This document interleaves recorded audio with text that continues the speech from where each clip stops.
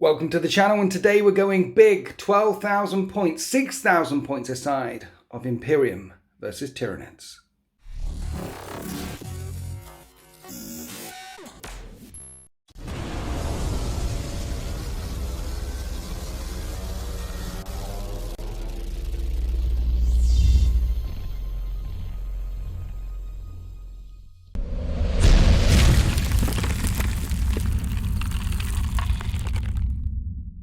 So today on the channel, a massive Tyranid swarm will be sweeping across this battle grid and up against them knights and knights. And we're going to be playing some Apocalypse custom rules, which I'll talk through in a minute. But essentially, it's standard deployment. We've got 12 objectives down at the end on the table, and you score them at the very end of the game. So he who goes second actually has an advantage to jump onto the objectives. These larger points here are worth 2 points each. The little ones will be worth 1 point each at the end of the game. There's a cluster down that end of the table and a cluster up this end of the table. So we've got lots of stuff all laid out here. We'll get to them in a minute. Here's Steve Not Rob. Say hi, Steve Not Rob. Hi, Steve Not Rob. Apocalypse for Warhammer 40k is a whole different rule set, right? It is, yeah. It's not a great rule set. So we've come up with a custom rule set. Yeah, based more on 40k. Yeah. Not on a completely different system. Yeah. It's Apocalypse, how it should be played in my version and your version. Yes. So Apocalypse, how it should be played. Some custom rules that we're going to be deploying for this game, because Apocalypse is a problem. It has a first turn problem. There is a massive Alpha Strike problem. There's a massive... If you're going up against 10,000 points of stuff and it shoots at you, you might only have 5,000 points left. Exactly, yeah. So there's an Alpha Strike problem, and there's also a... What is it? Oh yeah, there's a speed problem. It can take 10,000 points, can take 2 days to play over here. So what we've done is we're mitigating against the Alpha Strike problem, and we're speeding it up with some custom house rules, which you can download for free. So normally what I'd do at this point is I'd go and tell you all the things that we're doing, and then we'll play the game, and then I'll get about 100 comments of, hey, can you write those rules up? Yep. So I've actually done it in advance. In your very own brain done this. I did it in advance. So if you want a copy of the custom rules for these big games, it is literally only 2 pages long. Then email team@deploymentzone.tv, that's the one. And in the subject title, write Apocalypse. Apocalypse. Do not write anything other than Apocalypse, otherwise the bot that sends it out will get confused and will not send you anything. So yeah, we just made up some custom rules. You can get them, team@deploymentzone.tv, Apocalypse. So the first thing that we do, and we'll talk this through as we go, because it makes complete sense. Actually, I'll talk through a bit now. Use power level, not points. It's quick to assemble your army. You can include any number of attachments. You get 12 CP. Your faction special rules are not affected. So Ultramarines, don't forget to be Ultramarines. Every unit must be max size. That's an important one. Use power level and max size units. Yeah. So you haven't got little squads of 5 men running around all over here. And because you brought bugs... I brought a lot of bugs. You've got a lot of big swarms of bugs. And also the other thing is only 1 warlord trait, relic, and 1 upgraded unit per player. So if you want that match play stuff where you've got 2 warlords and 3 relics, and that's match play. This is Apocalypse. Yeah. This is all designed to speed up the game. Use power level, bring max units, 1 warlord trait, 1 relic. And when I say 1 upgraded thing, that's something that's not in the data sheet that you pay points for. Yeah. Like, well, you've got dermic symbiosis, which would normally be a CP. Adaptive physiology. That's the one. So you put that on a thing. On a thing, yeah. And not spent the CP. Yeah. You've got that. Yes. Yeah, so that's my one of them, one warlord and 1 warlord trait. Yeah. And 1 relic. It'll probably be better if we just talk you through the army. Let's go and have a look at the armies. So here's 300 power, 600 points. It's actually 299. That's a battalion. That's the Lord of War 1. Everything fits in a detachment. You get 12 CP. Now, if you want to put stuff in strategic reserves, you can put stuff in strategic reserves, but you have to spend the points. Nothing can come in turn 1. Even pods. In Apocalypse, nothing in turn 1, because someone could bring 10 pods and drop pods all over the place. Again, mitigating against that first turn Alpha Strike. Yes, exactly. So 12 CP to start off with. In the Lord of War slot, we have a full unit, because you have to bring full units where possible. A full unit of Warglaves. Once they drop on the table, they count as independent units. Paladin, Errant, Warlord, and Valiant. And what you see is what you've get. Over here we have a battalion, and there's a Grandmaster, there's Drago, and there's a Librarian. In the Brotherhood Psychic Powers, I'm using the Preserver strat, so Preserver's Brotherhood. So if I pass a Psychic test on them, one unit will get a 6-up Feel No Pain. If they're next to an Apothecary, which gives us 6-up Feel No Pain, that unit will get a 5-up Feel No Pain. My Banner, which gives me +1 attack to core units, has got Gate, he's got Sanctuary, Drago's got Gate and Sanctuary and Psychic Amplification, and I put my Warlord trait and my relics into the Librarian, who's got the Fury of Demos and Psychic Epitome. He is a Mortal Wound Bomb. He's going to have Purifying Flame and Vortex of Doom, and that's a Grandmaster. And my upgrade went on him. I think it's called the Gem of Noctu. Once per battle, he can get a 3-up Invulnerable save until the end of the turn. Yeah? Yep. Got all that? So he's got my upgrade. He's the Relic and Warlord trait. Drago, all of these guys have got the side cannons and the Gatling guns. And then a unit of Purgators, full squad with 4 side cannons. Unit of Jumpy Dudes with 2 Flamers. Strike Team, Terminators. And what you see is what you get. Where there's Stormbolters, there's Stormbolters. Where there's Hammers, there's Hammers. Just mixed squads of everything that I had available. 2 Venerable Dreadnoughts for that glorious hitting on 2s instead of hitting on 3s. And 2 Storm Talon gunships. So I've got a Knights versus Knights army versus the Bugs. Now normally when I bring along the Knights of the Penitent Forge, I chuck in Admech. But because they work together, but Admech right now, particularly at 6,000 points or 300 power, are pretty unwieldy and will make my brain bleed. So it's about speeding it up. And this looks cool. The Knights in close combat don't have an invulnerable save, so the big bugs should be able to rip them open if they get in close combat. The Grey Knights give me some psychic defense and lots of Stormbolters. In every game of Apocalypse in the custom rule set you play, every player gets 12 CP. It doesn't matter how many detachments you bring. You could bring 3 spearhead detachments, just tanks, all over the place. Where squadrons apply, they must come in units of 3. So full power, full units, and just get 12 CP. 1 Warlord trait, 1 stratagem, 1 rec. Does that make sense? Perfect. It makes it a lot quicker, a lot easier to select your army. Right, let's go and have a look at the Tyranids. And this is 300 power of Hive Fleet Blizzard. The reason why I keep saying like 300 power is 6,000 points is because roughly speaking, 100 power, 50 power is 1,000 points, roughly speaking. You've got your 12 CP, and you've got an absolute swarm. There's like 60 Gene Stealers. There's that 60 Termagants. And 30 Hormagaunts. That's 90 plus this. That's 150 little bugs. Lots of little buggies. What else have we got? What else have we got? Oh, so, you're using Leviathan. Because it's simple and it gives me a 6-up Feel No Pain. Yes, that's the other thing. My nightly order is the 6-up Feel No Pain as well. I think it's House Tyrannus, but I always use it on the Knights of the Forge anyway. Again, because it's simple and I always remember it. But yeah, you get a 6-up Feel No Pain Leviathan if you're within Synapse. And there's so much Synapse on this table, you're always going to be in Synapse, which is 24-inch range. The other thing about Tyranids is Synapse, if they're in 24-inch range, they don't take morale tests. But which won't come into 12. effect. It's 12 Synapse, sorry. It won't come into effect on this game anyway because of the custom rules. Yeah, which we'll get to when we play it, yeah. So should we start off with the HQs? Yes. So we start off with Broodlord. Nice. Swarmlord. Nice. You can't have a big swarm without Swarmlord. No. Tyranid Prime. Yes. Today, the Tyranid Prime is going to be my Warlord, actually. Okay. And his Warlord trait is he just points at a unit and gives them 4 rerolls. That's the new Warlord That's trait. the new one from Leviathan, yeah. Yeah. So it becomes a Chapter Master. Basically, yeah. Points at an infantry unit and so you get rerolls. 4 rerolls, yeah. So him, Neurothrope. Yeah. 2 Flyrants at the back, yes. My custom one that I made, and obviously a GW1. These are armed with Monstrous Rending Claws and Death Spitters. Okay. So the -1, 3 shots would be 6 shots each. Yeah.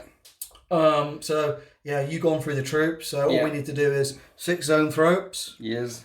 1 Scythe Hierophant. Yeah. So the Scythe Hierophant, so he's going to take my free upgrade, so he's going to take Dermic Symbiosis, which basically gives him a 5/5 invuln save, and he counts as double the wounds for his bracket table. Yep. While I'm here, if we go back to this guy, he's got the 3 relics. So it's an alien, I think it's alien camouflage. It's a new one from Leviathan. Basically, it's -1 to wound him. So -1 to wound him, and he's a chapter master. Yep. This one's got a 5 invulnerable save. Yeah. So that's all my 3 things done. Nice, okay. So barbed Hierophant, this dude here. Yes. Biggin. 3 Biovars. Yes.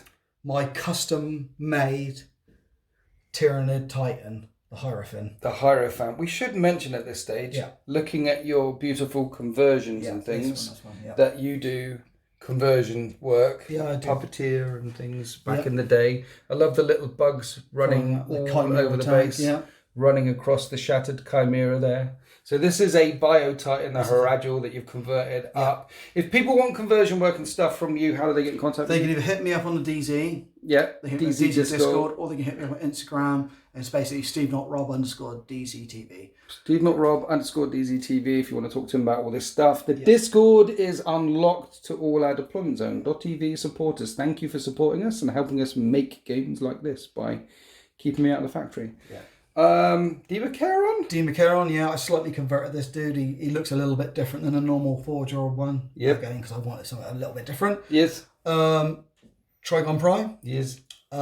6 Hive Guard. Yes. Only 6 Hive Guard. Oh yeah, you forgot to say I've got 9 warriors. So 9 full warriors. maxed out group. So Death Spitters and 3 Venom Cannons in them. Yes.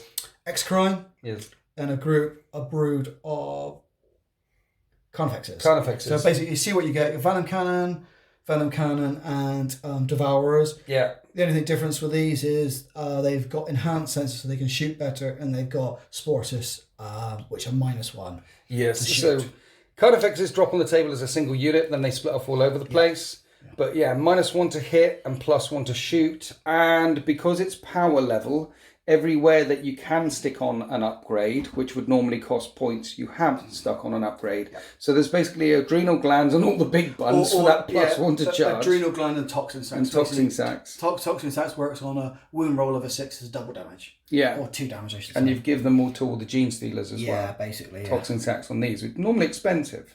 But it's very points. expensive. Yeah, exactly. It's power level, not points. So one thing I need to mention quickly before we go on, with the new Tyranid rules is 3 units of your Tyranid army can have things called a synaptic link or synaptic bonuses. And basically, so I've given it to 3 things. So if we look on Zone First, you go to Zone First, I've given them I can't remember the name of it, but so I just explain what it does. Basically, you roll 3d6 for your psychic tests, and you pick the 2 highest. Nice. So it means they're a bit more. So basically, in the command phase, they point to themselves and say, we're psychic better. Yep. So they would do that. The warriors have got one as well, which basically they point to another infantry unit or themselves and say, you can shoot better. So they shoot on 3s instead of 4s? Which they should always shoot on 3s anyway, which anyway, we'll forget that. We'll bury that. Bury that, guys. And the Trigon Prime, he has got a one called Feed, and basically what that allows him to do, basically turns him into a Kraken. Basically, he can fall out of combat and recharge again. Nice.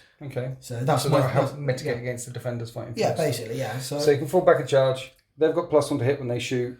They're rolling 3 dice, and if they're in range of the Zone Thrope anyway, Neurothrope, they're re-rolling wound rolls. Re-rolling 1s for their psychic test.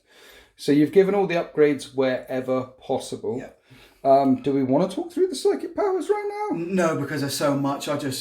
Most of them are just doubled up because obviously you can't cast more than 2. So basically, most of them are doubled up anyway. But these surely must have psychic scream. So they're psychic battering around. Yeah. So basically, they got psychic scream and smite basically. Because if there's more than 3 in a unit of these, their smite is D3 + 3. Yeah. But I will have a 6-up Field of Pain. And Grey Knights have a 5-up Field of Pain against mortal wounds. Which would be great for you. Which would be nice for me, but we shall see, because this thing is normally 2,000 points of... Oh, he's not 2,000 points anymore. I think he's about 850 points. Oh, 850? He went down the last edition, he was 2,000 points. That's Warhound Titan, Revenant Titan. He is a Titan. He's more Warhound level than he is Reaver level. He's nowhere near Reaver 8 shot, strength 10 guns. 7 attacks at strength 10 with a flat 6 damage. Plus there's other guns. He's got like these small things. Oh, and he's also got a transport capacity of 20. The idea is on these big Bio-Titans that a unit could clamber all over them and hang on as it slumps into the battle grid and then disembark and charge. So technically, with the transport capacity of 20, you could put a unit of Gene Stealers all clinging all over him as he marches into the battle grid, which I think is absolutely awesome. Because you've got the massive, what's the flappy one, the huge flying one? The Hierophant, which is the flying Bio-Titan. And that can have a unit of gargoyles embarked on it, which are basically clinging to its belly and all over it. That's nice stuff. So what we've got is quantity over quality for this 12,000 point, 300 power each game of Apocalypse. Right, let's go on to deployment. And we're deployed for this massive game of Apocalypse. Now I've got 3 Knights of the Forge here with the unit of Armigers. Here's all my Terminators and all my characters and the Purgator squad. Down here I've got the Dreadknights and the Strike squad and the Jumpy Dudes and some Storm Talons. That's my deployment. You'll notice one of the Knights isn't on the table. We'll talk about that in a minute. And Steve had trouble fitting all of his army on. So it's just where he can fit it. There's the big horde of chunky monsters in the middle, right opposite the Imperial Knights. Down here we have the warriors that can hit better. And then Gene Stealers, Hive Guard, of course, sticking to cover because they can fire around corners. There's the Exocrine. Gene Stealers all down this end again. And Tyranids and some more stuff over here. In reserve for you is the Trigon Prime with a unit of little bugs ready to pile up. And you've got a unit of 20 Gene Stealers scrambling all over the Bio-Titan right now. So first turn in Apocalypse is nasty. If I go first and unload on Steve, he could lose a lot of stuff. So we have this custom rule in our games of Apocalypse, which is this.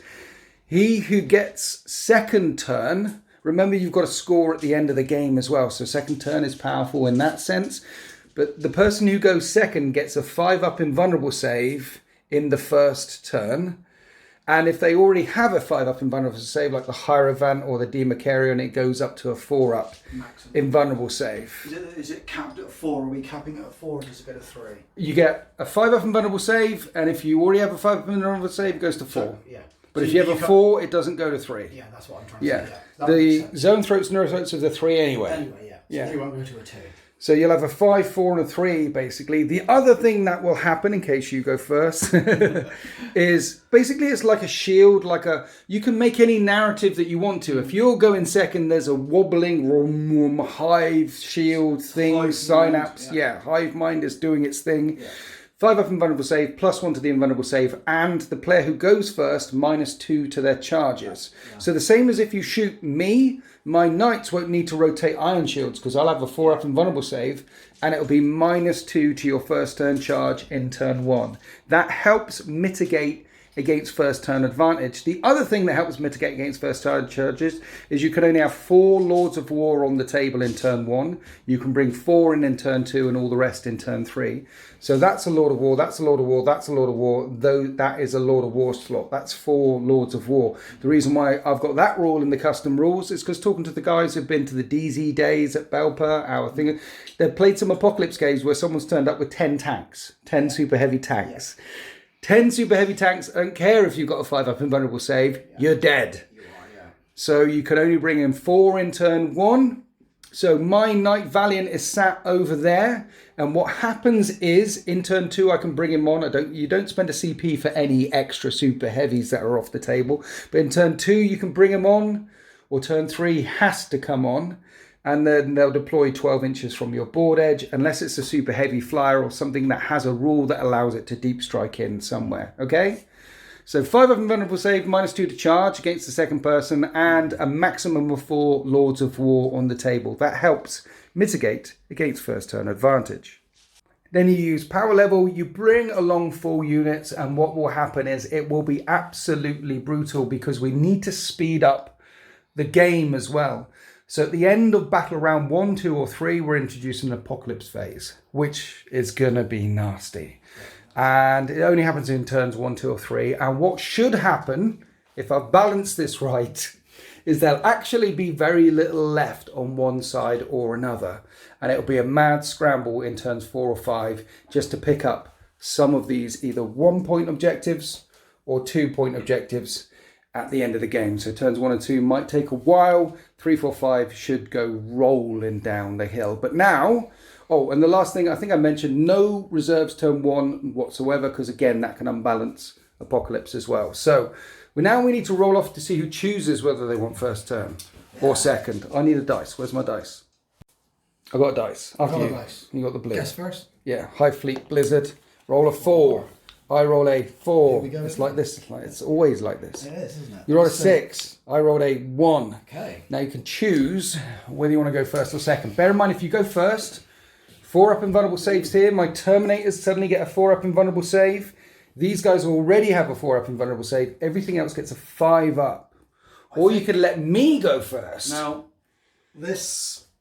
I'm going to let you go first. Really? Why? Why? Because I think going second is quite strong. I think it's just as strong as going first. But I think with the invuln save that you get, makes it more of a choice. You know, and also there's still quite. Don't get me wrong. There's still quite a lot of advantages to go first with the shooting. But I think with the 5-up invuln save and scoring at the end of the game, that's the thing that's swinging it more for me, because I like to think maybe if I can outnumber you at the end, I think I've got a good chance of just ultimately it past you. If there is, you've got 5 units left and I've got 3 units left, potentially you win. Yeah. So we should see.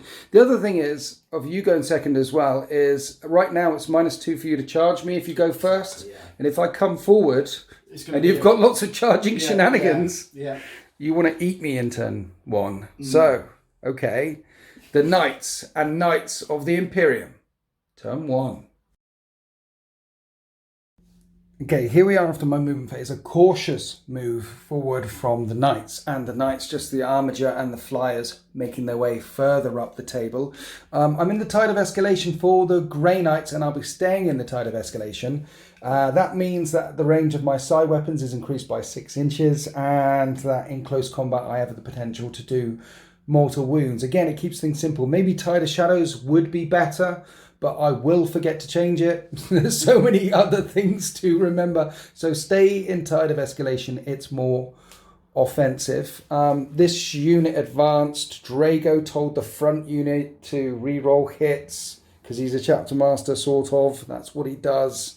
Couple of other things. Gained a CP at the start of the turn, so up to 13. I've put the Preserver's strat on them. I forget what it's called, but because they're within range of an Apothecary, they now have a 5-up Feel No Pain, which you couldn't deny in range. But everyone here has pretty much got a 6-up Feel No Pain because the Apothecary is just there. I also tried to put Sanctuary on them, which failed.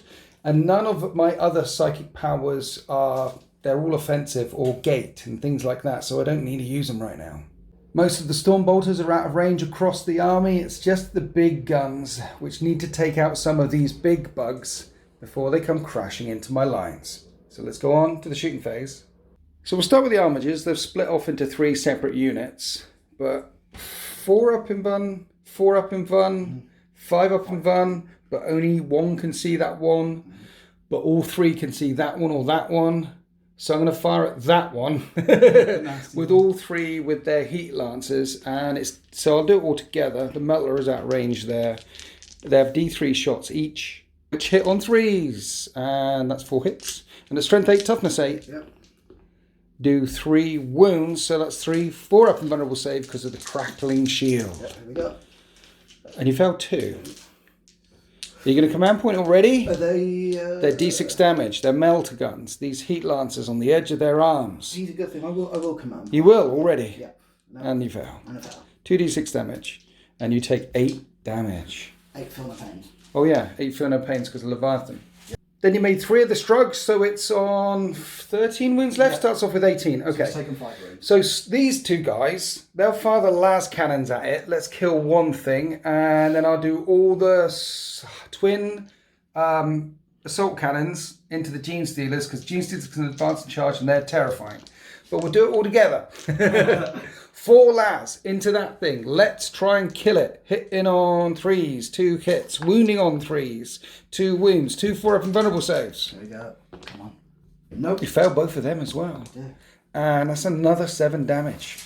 After the shrug, the Haradul's got 6 wounds remaining. Now, twin assault cannons, 12 shots each. This is 24 shots. Going into Gene Stealers. Hitting them on 3s. Wounding them on 3s. 11, 5-up in buns. 11 what? 4-up in buns. Damn it, yeah, I forgot. They come with it. Yes, plus 1 to 5 their in bun. Yeah. So they have a 4-up in bun. Yeah. Only 4 got through. And then you got some shrugs. 4 6-ups. I killed 3. With 24 shots from assault cannons, I killed 3. Stormbolt was out of range. Side cannons are in range. Because with Tide of Escalation, it goes up to 30. But they're only strength 7. So the side cannons from both of the Terminator squads, which are the only thing that they can fire out, are going to go into the Neurothropes. Zoanthropes. Yep. One of the units is re-rolling all hits. They both moved. So, and they're 3-shot. Like an autocannon. So I remember, autocannons are 2 shots for 7 -1, 2 damage. These are 3-shot autocannons, basically. Right. This is the one re-rolling all hits. Because they're hitting on 4s, because they're heavy. And then I need 6 more dice. These ones are hitting on 4s. And they re-roll 1s because Drago's nearby. That's okay. Right, strength 7 versus toughness 4. I need 3s to wound you. And then you have 3-up and buns for days on these guys. But each of these is 2 damage each. And that is 6 3-up and buns. 6 3-up. Yes. 1 goes through. Is that just 2 damage? Yeah, but they're not. No, hang on. I'm going to get a fill in the pack. Oh, yeah, you get the shrugs. So I do 2 damage. Yeah. They have 3 wounds each, though. Damn it. Right. This knight can see your floating mind bombs of doom. Mind bombs. And he's re-rolling 1 because of this Grandmaster. So he's going to put all the guns into the mind bombs. I'm going to start off with the Gatling gun first, though, because 1's on 1 wound. So he's sitting on 3s and re-rolling 1s because there's a Grandmaster nearby and wounding on 3. Oh, 3 wounds. Wow. 3 invulnerable saves. And a shrug. How many damage? Just 1. Just 1. Just okay. 1. Phew. I killed 1. 6 shots with the side cannon on 3s. Rerolling 1s. That's 2 hits. That's strength 8. 1 wound. At least you fail the save. How many damage? 2. 2, so 2 6-ups. That's to take 1 damage. And my Grandmaster Dreadnought can't see them. In fact, the only thing my Grandmaster Dreadnought can see is some Hormagaunts and the wing tip of his wing over there, the hive thing, but he's too far away. So we're going to have 2 Nemesis Dreadnoughts firing everything down into a unit of Hormagaunts. And when the smoke clears, I kill 17 of the Hormagaunts down there. Now, these are out of range with their storm bolters. This unit advanced down here, so the Grey Knights on the left flank cannot shoot, and that is it for the Dreadnoughts. Killing a bunch of little bugs and hurting a Zoanthrope.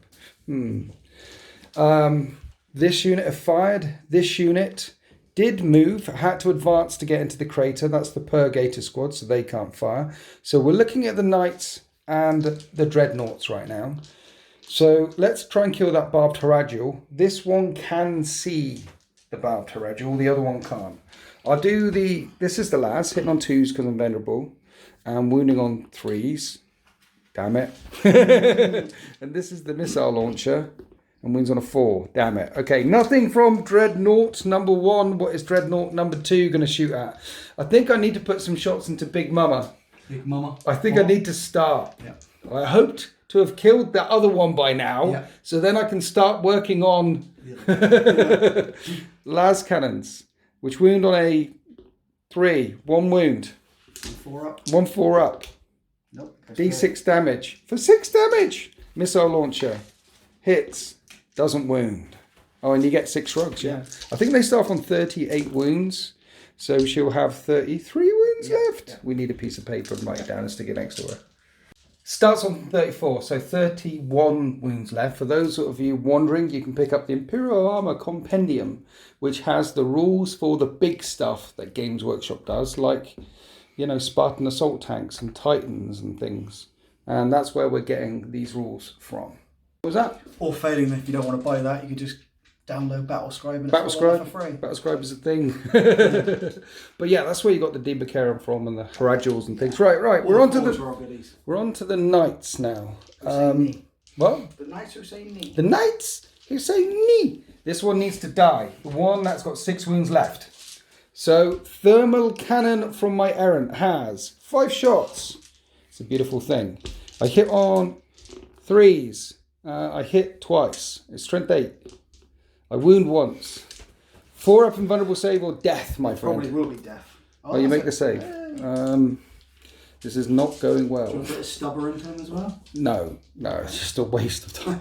The missiles from my Knight Ward. 1 minute, can I actually see it? No, I can't see it. I didn't think this through.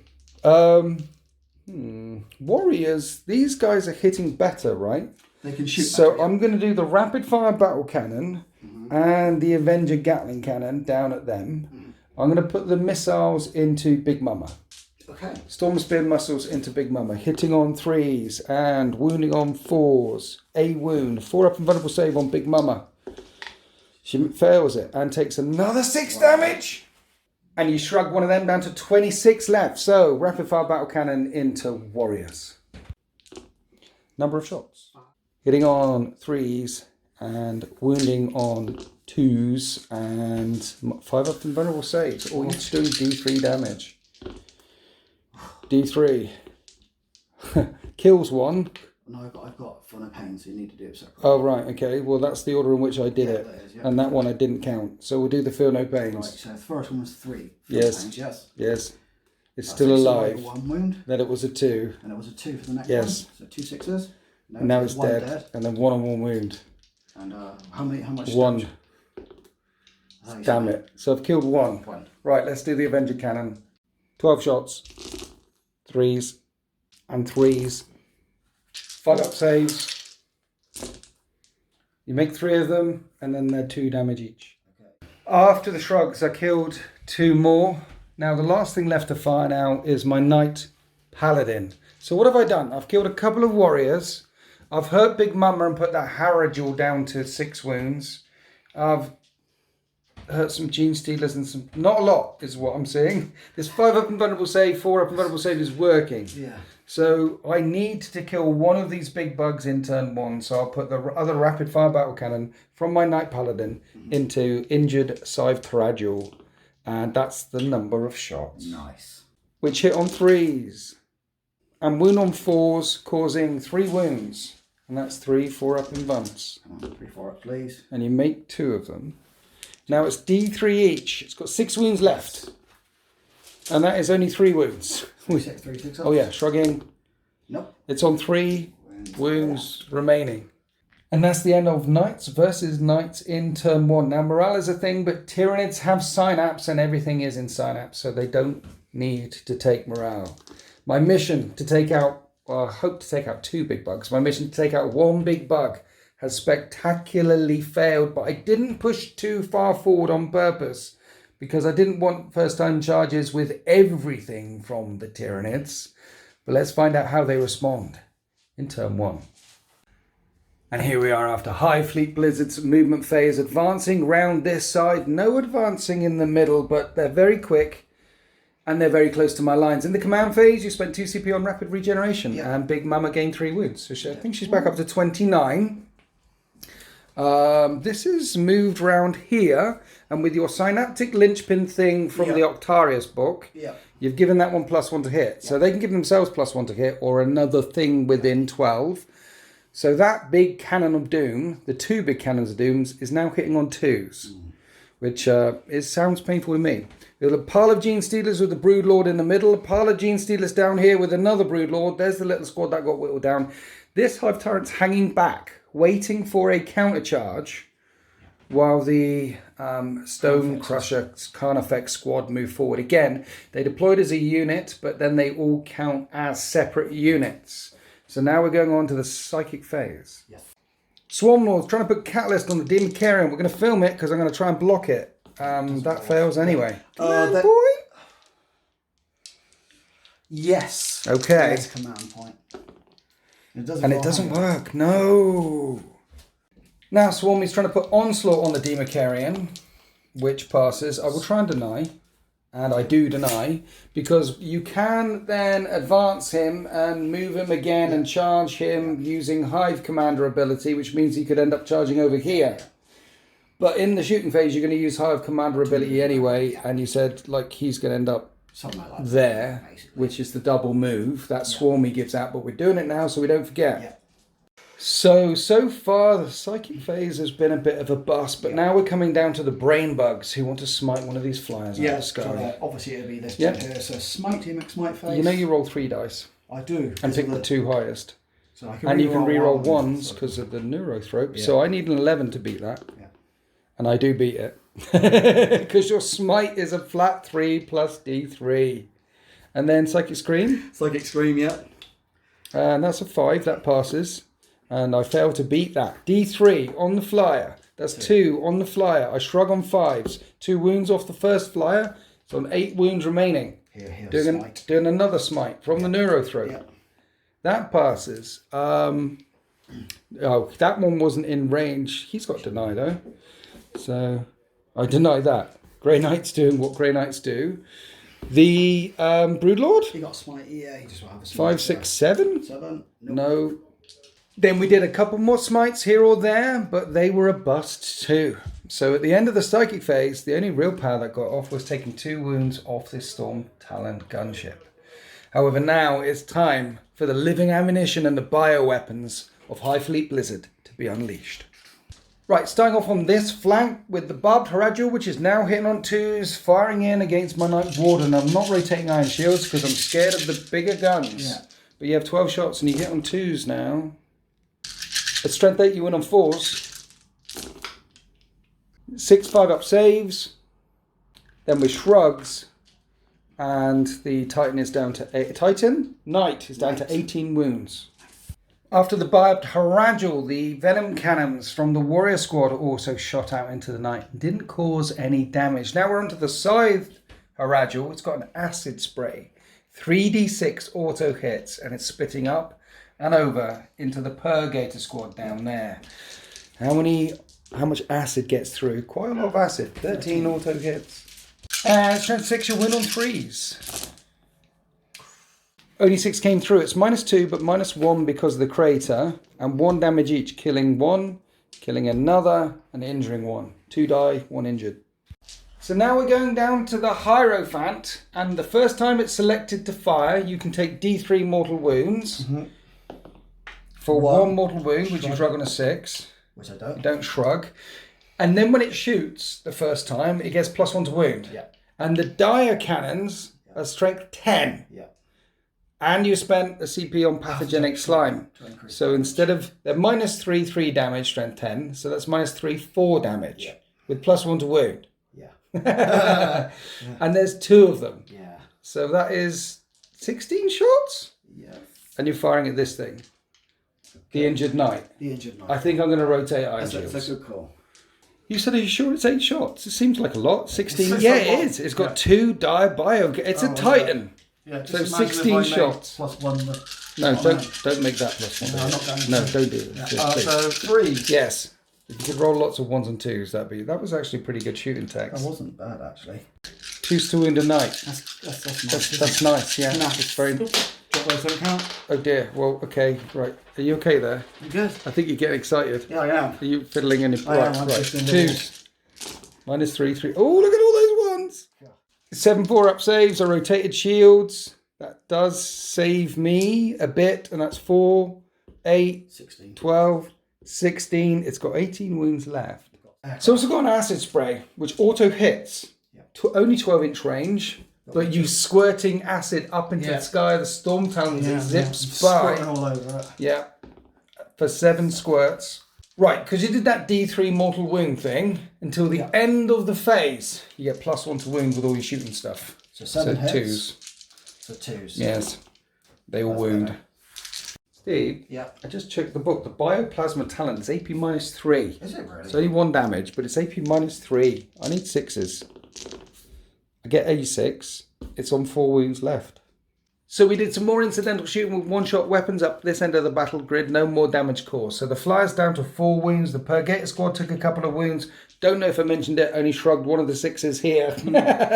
The Night Warden is only on 3 wounds remaining. That's it for all of the big bugs-ish. Yeah, the big bugs were on this We're side down this now. way to Hive Guard and Exocrines and things like this. Now the Hive Guard can fire around corners with their impaler cannons, rocket-propelled bioplasmic rounds. The Prime with his Wallow has told them to reroll all hits, and they're going to fire everything down at this armature here, hoping to kill it so the Democarian can get through to the big Night Beyond. They have 12 shots. Yes. 3s to hit, re-rolling everything. Yeah, here we go. This could be painful. And each of these is going to do D3 damage. You only need to re-roll 3, Steve. It was good shooting. That's good, wasn't it? Yeah. Okay, 11 hits. Now, strength 8 versus toughness 7. If you could please be gentle. Please be gentle. I'm always gentle with you. I'm a gentle lover. It's got very gentle hands. I have very small hands. That's not gentle. 9 5-up save, Steve. 9! It's been gentler. Look at that. I made 4 of them. Right, each of them D3. So 5 times D3 damage. 12 wounds to get through. And I got my shrugs. 10 shrugs for my Knight trait. And the armature's on 3 wounds left. You haven't blown through the gap yet. Right, after the Hive Guard, Exocrine. It's going to shoot at the aircraft. The aircraft on take 8 a little wounds bit remaining. of maneuverability away. Yeah, okay. You know, It's going to be forced to hit though. It is, yeah. It's flying through the sky. Flying. Okay. And strength 7, 3s to wound. They're only toughness 6. 5 6s coming up. That's 1 6. That's 8 damage. That's enough to take the Storm Talon down. The Storm Talon down, which of course blows up. After the Talon exploded, my Terminators took a wound. This Talon's down to 1 wound remaining. And my Knight also took 2 wounds as well. No other mortal wounds caused here. Right, any more shooting? A few more. Pyrovores that head behind there. Pyrovores. Right there, they're going to shoot up and over because they don't need line of sight. Right. Again. Artillery pieces straight up and then to your Injured Dreadnought. Injured Dreadnought. Okay. So they hit 4. So any that don't hit, you put down small mines instead. Okay. So I don't 4 use to these hit. guys. All They of them all hit. Okay. What happens now? I don't know. I've never hit with all of them before. So spawn mines explode when they hit the target, we found out. You roll 3 dice for each mine. Yeah. 1s do nothing, and 2 to 5 is a mortal wound, Mortal wounds, yeah. which I shrug on 5s. Yes. And I shrug one of them. So the Knight takes 1 wound as something explodes all over its chest. It's down to 10 because the plane blew up with them. Now we're on to both Carnifexes firing at the same time. Twin Devourers were blown each one. So they've got 24 shots each, hitting on 3s. They're not going to fire down at the strike squad because they're in cover. So they get a 2+ there. They fired up here, hitting on 3s, wounding on 3s, and you did 30 plus, I don't know, all of these wounds. All of those wounds. And I don't want 1s and 2s. And I rolled lots of 1s and 2s. So 7 of the interceptors got wiped out. Then Carnifex number 3 fired his Venom Cannon down into one of the Dreadknights and injured them. So that's what's happened around this flank, and that is the end of the shooting phase. Interceptors wiped out, Dreadknights injured, one of the Storm Talons teared out the sky, torn from the sky, and you're spending 2 CP on single-minded annihilation. Of course. So you select an infantry unit. Up and over Hive Guard, surprise, surprise. Gonna go and try and take out the remaining 3 wounds on the armature to hopefully clear the path for the Demon Caron to charge. Okay, kill him, charge through there, re-rolling. This is going to be nasty. Yeah. And I lost 7 wounds, he's dead. And that one doesn't blow up, which does clear the cut pathway for the Democarian. Because now we're going on to the charge phase. Here we are, partway into the charge phase. You charge your side Tyranids into that. Yep. Now you're declaring the Democarian into the Errant. Errant, yes. Overwatch. Oh, cool. Do you want me to roll? Oh. 5 shots. This is where I roll 5 6s. I get a 6. Lovely. I don't want, damn it. Okay, so don't roll. You need a 4. Stubbers? No, I don't want to do the stubbers. Don't. You need more than a 4. I can have that. The Democarian goes smashing in there and ends up toe to toe with the Knight Errant. Then the Flyrant, the Flying Hive Tyrant, has charged the Storm Talon, and that is it for the charge phase. So I've lost an armature so far. And if this and a flyer, and if this goes well, you should be able to take out 3 more vehicles. Where would you like to start? Bear in mind that I can pay to interrupt. So we'll start with the Democarian. Here's strength 8 attacks with his massive sickle scything talons. And I'm toughness 8. Yes. So you're spending a CP on voracious appetite to re-roll all failed wounds, putting you down to 7 CP already. Yes. 6 attacks though. Yes. Hitting on 3s. Scything talons re-roll 1s as well, whatever the size. Here we go. And there's a 1. That's definitely cocked. That's definitely fairly cocked, yeah. Yeah, so this is a 1. Okay, so 5 hits. Strength 8, toughness 8, re-rolling fair wounds, because he's very, very hungry and wants to break open the tin can. Helps you once. Now, they're AP minus 3. He's got, hang on a minute. What? I'm pretty sure he's got toxin sacks. Has he? So I have to double check, because that would be an extra damage on them too. Yes. He doesn't have toxin sacks because you can't add them to the Forge World stuff, but you've added them to everything else. Yes. But they are D3 plus 3. 3, yes. Minus 3 though, so I get there's a chance. There's a 6s like that one. There's a chance. So 3 times. Well, it's already 9. It's already 9, and let's see how much more. That much more. Yes. 15 damage so far. Now the tail hits. So it's 7. Re-rolling the wound. Wounds.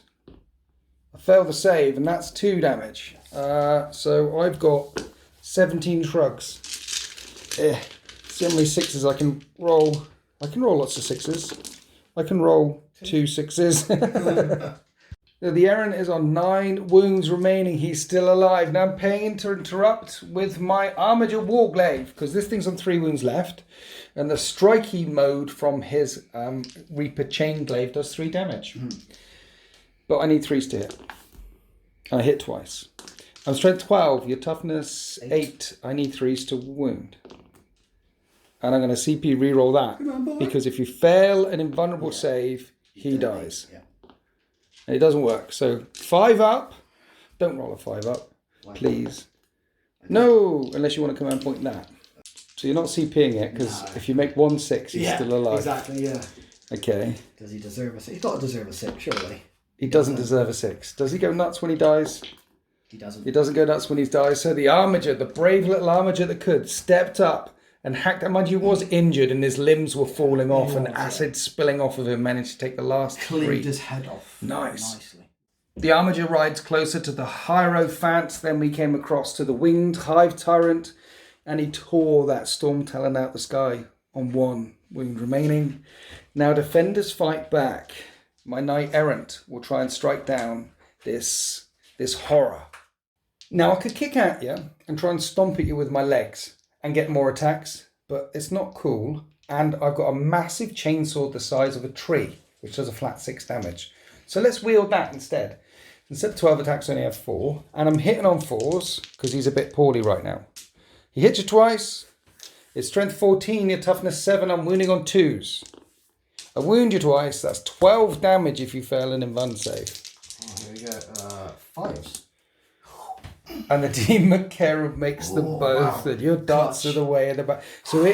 So the Armiger got trampled underfoot. It came charging through, clawed at the front armour of the Errant, and the Errant could do no damage in return. And that is the end of Tyranids. Turn 1. I think. Why are you shaking your head? What's going on? I'm pretty sure I can paste 3 CP and let a unit of Tyranids fight again. You can, but only against something you declared as a charge, as a target of a charge. He was declared as a unit of a charge. What, the Errant? Yeah. Damn it. 3. Yeah. So adrenaline surge being employed, the Democarian fighting again, dropping you down to 4 CP in turn 1. Well done. Spinning like toffee. Yeah, 3s to hit. So 6 attacks. Yes. And reroll 1s. Oh, that's lucky because that's what side. Right, but you are rerolling wounds. Yeah. So it's strength 8, wounding on 4s, and you still. Oh, you don't need to reroll wounds. And these are D3 plus 3. Yeah. I need to make 6s. You could kill it here. I hope so. 6s. Does the Emperor protect, or in this case, the Omnissiah? He does protect once. He's got 9 wounds left. You could still kill it. So that is 5, 10. 10 wounds. I need to roll 2 6s. Oh yeah, the tail. Misses. 10 wounds, 9 remaining, 2 6s will keep my knight alive. I get 2 6s! Does it? He's on 1 wound left. Do you know why that's really good? Because there's a 1 CP stratagem that you can spend on the knight, and they count as on full profile. Yeah. Even though he's only got 1 wound. Yeah. So you tried. The Dimicarian I tried the best, guys. From 24 down to 1 wound. So the first turn of the Tyranids was much more effective than the first turn for the Knights. And the Knights, both of the flyers have been just ripped from the sky. One of the armigers is down. This Knight is on 1 wound left, sorry. This Knight over here is on 3 wounds left. I mean, that's 40 plus wounds that you've got off some toughness 8 Imperial Knights. But in our Apocalypse game, at the end of every turn, we're going to do a combat effectiveness check. And in turns 1, 2, or 3, at the end of the battle round, which it is now, we're going to do the Apocalypse phase. Now, the way the Apocalypse phase works is you get 3 times 6 mortal wounds, like missiles, like bio stuff coming in. And I've got 3 times 6 mortal wounds. We're going to roll off to see who fires the first shot. And I could put like all 3, I could put 18 mortal wounds on that. That would be horrendous. Or 18 mortal wounds on that. Yeah. Yeah? And then kill it. Or you could go 6, 6, 6, or 12 and 6. Yeah. And this happens in turns 1, 2, 3. Yeah, Speeds up the game. Yes, it does. So we'll roll off to see who fires the first shot. I rolled a 1. You rolled a 1. I rolled a 3. You rolled a 2. So my first shot is anything left on 6 wounds anywhere. No. Nothing on 6. Oh, I think actually what we should do, because the combat effectiveness check is declare all the shots at the same time. Okay. Because then you're going to have shrugs. So what I'll do is I'll put a shot down here and then you shrug 2 of them. So then I'll put another shot down there. So that bit's a bit cheeky. Yeah, it is. Yeah, you like shooting phase, you declare it because it's one barrage from one weapon. Oh, and the other thing we've also agreed is you cannot put this on characters, obviously. Yeah, because it's too brutal. You can't put this on characters. And I don't think I wrote that into the rules, but if you guys pick up the mission pack, make sure you apply that house rule. So 6 mortal wounds somewhere. So you have a shrug. They have 12. So to kill a flying hive tyrant, I'm going to need more than 12. Yes. Because you're going to make a 6. But I could put 18 on her. How much has Dimicarian got? See, the Dimicarian's got 18 wounds. So even if I put all 18 on that, you're going to make a 6. Are we saying we can shoot the mortal wound barrage onto things that are still in combat? Yeah. Then that's good. Why not? Exactly. Why not? It's a board clearer. It's designed to speed up the game in the first 3 turns. I think what I'm going to do is let me remove something. I'm going to put 18 mortal wounds on the Exocrine. We rolled the shrugs for the Exocrine. It didn't survive. It has gone. Now you've got 3 times 6 mortal wound shots for me as well, which you can split up all over the place. Where are you going to put them? Hive Mind will declare 6 on the 1 wound. Damn it. Right, that's dead. Yes. Does it blow up? No. Okay, you killed a knight. Yay! Second knight. On 3 wounds remaining. Yeah, I can roll 4 6s. You can. You've done really well. I can't roll 4 6s. Does it blow up? It doesn't blow up. Okay, so the mortal wound barrage kills that knight. It kills that knight. Where's the last one going? Let's do one of those dreadnoughts. Let's do, the one closer to you. Tickle a dreadnought. They're venerable, so they get 6 up shrugs. And it takes 5 wounds. It's on 3 wounds remaining. Well, that was brutal. It's Apocalypse. It's supposed to be brutal. It's an apocalyptic game as shells come raining in from orbit or flying in from over the horizon. But wait, it gets worse. Our second custom rule is at the end of every battle round, so that happens in turns 1, 2, 3 to clear the board. Yeah. The other thing that happens is any units that are below full half strength get removed. They're no longer combat effective in games of Apocalypse. Because it bypasses a Tyranid's fearless rule with sign up, so it's quite devastating for Nids. It's devastating. But it's devastating, say, if you had your Terminators whittled down to it over, so you lose your Terminators. Well, they're full squads of 10 Terminators. If I lose 6 Terminators, the remaining 4, they don't flee, they're no longer combat effective. They're gone. They get out of there. Yeah. So, for example, I've got 8 Purgators here. You kill 4 more of them. Yeah. They're no longer combat effective. And the reason why this is placed is to speed it up, and also so there aren't units of 2 or 3 guys running around all over the place doing this and doing this and doing this. Now the only unit, 2 units that are below half strength is this unit of Hormagaunts. They're gone. Bye-bye, Hormagaunts. And my unit of jumpy dudes up here. Now we knew that rule, that is in the thing. Yeah, that was in the thing. This thing, I think I mentioned it, the Apocalypse phase. Apocalypse Barrage is optional for those that want to use it or not. Combat effectiveness check, I think, is pretty essential to speed up big games of Warhammer 40k. Yeah. And one caveat as well, that the Mortal Wound Barrage can only be targeted on anything apart from a HQ unit. Anything but anything but characters, I think. That's it. Yeah, yeah. Anything but characters. I don't think I put that in there. You didn't know. So I didn't. So I need to amend that. Amend that. Don't fire at characters.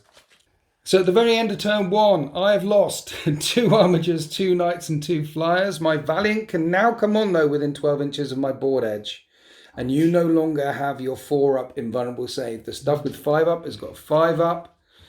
And you guys know about combat effectiveness checks now. Yeah. So shooting into the unit of bugs and getting them below half strength is viable. And last turn I couldn't shoot a lot of Stormbolters in because I wasn't in range. So this turn, turn 2, is going to be even more brutal than turn 1. Here we are after the Knights and Knights movement phase, part way into the Psychic phase as well. Behind the row of Imperial Knights marches onto the table the Valiant. The plan is kill the Democaren, and then with shots this way from my Knight, from the Armiger, from the other Armiger charging in, try and kill the massive Hierophant, which has 20 Gene Stealers clinging onto it. And to help me take that out, I've moved around the Venerable Dreadnoughts as well. So maybe 2 big bugs down. As for this one down, there's a charge after some Psychic, which I'm about to do. And then this side, bring the might of the Dread Knights into the Carnifexes, even though they're -1 to hit. I've got re-rolls over here. And then this flank suddenly will look okay. But if I can get rid of the Carnifexes and if I can get rid of these 3 big beasties, then the tide will flip the other way until you attack me, and then we do another Apocalypse phase and we lose the other half of our armor. Left. Right, Psychic stuff that passed. They've got Astral Aim for reroll to hit, ignore cover. So reroll 1 dice to hit. These 2 are armored resilience up, so they've got 2-up saves. Then my Sanctuaries and my Feel No Pains and all the ones that I wanted to put on me to protect me, you denied or I failed because of Shadow in the Wall. Yeah. You denied me first round and I'm going to deny you on this round. Including all the smites. Yes. So I'm spending a CP because I haven't done the Librarian yet, so I've got 3 dice to cast. And I'm going to do Purifying Flame and Vortex of Doom on the Flying Bug. Hopefully weaken it down before I go charging in. Okay? So Vortex of Doom I need a 7. And that fails. Purifying Flame I need a 5. And that passes, it's -1 to cast, so that's a 6. You can deny it on a 7. This will be a flat 4 mortal wounds. It would be 3, but +1 with Psychic Epitome. Just in case everybody knows, you're -1 because of the Shadow in the Wall. That's why. Yeah. That's why the dice look yes. like it did. Okay, so 8 to deny you? Or 7. I rolled. No, so yeah, it's 3 + 1, which is 4 mortal wounds with Psychic Epitome, which you shrug on 6s. And that's only 3 mortal wounds. It's on 9 wounds left. That could have been much, much worse. That is the end of my Psychic phase.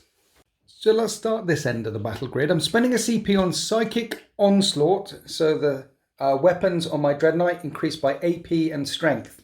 Strength isn't going to help very much, but AP will as I fire into this one. No, let's put it all into this one because I know they can all see that one. So these will hit on 3s because he is a Grand Master and will wound on 3s. And you need 6s to save, each doing 2 damage. And you took 4 wounds after the shrugs. And then these are now strength 6 -2 AP. So I need 5s to wound, and I did 3 more wounds. So 3 more 5-up saves. And another one. It's 3. 1 more. Anyway, you failed more than you had. So that'd be 3 more wounds, and the shrugs and things, and that was good. Right, we fixed it. 1's on 1 wound. Now the second Dreadnought, we'll fire everything at it. It's hitting on 4s though, but I am re-rolling 1s because the Grand Master's there. And it's gone. It is gone. Now the last one, I didn't think this through. It's firing at your winged Hive Tyrant down there because I can't see anything else. So here's the side cannons. I re-roll 1s, and these are strength 8, so I need 3s to wound. I get a wound, 4 up and run. Oh, that does do 2 damage. Then the Gatling gun did 4 more wounds, and you make 3 of those saves. And when the dust settles with the Leviathan shrugs, I've only taken 2 wounds off the winged Hive Tyrant. Now we're coming to the strike team. This is a problem with its 24 shots.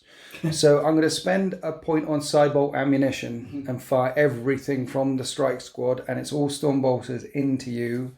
And I've got max shots because I stood still. So it's 40 shots, this twice, but I'm hitting on 4s.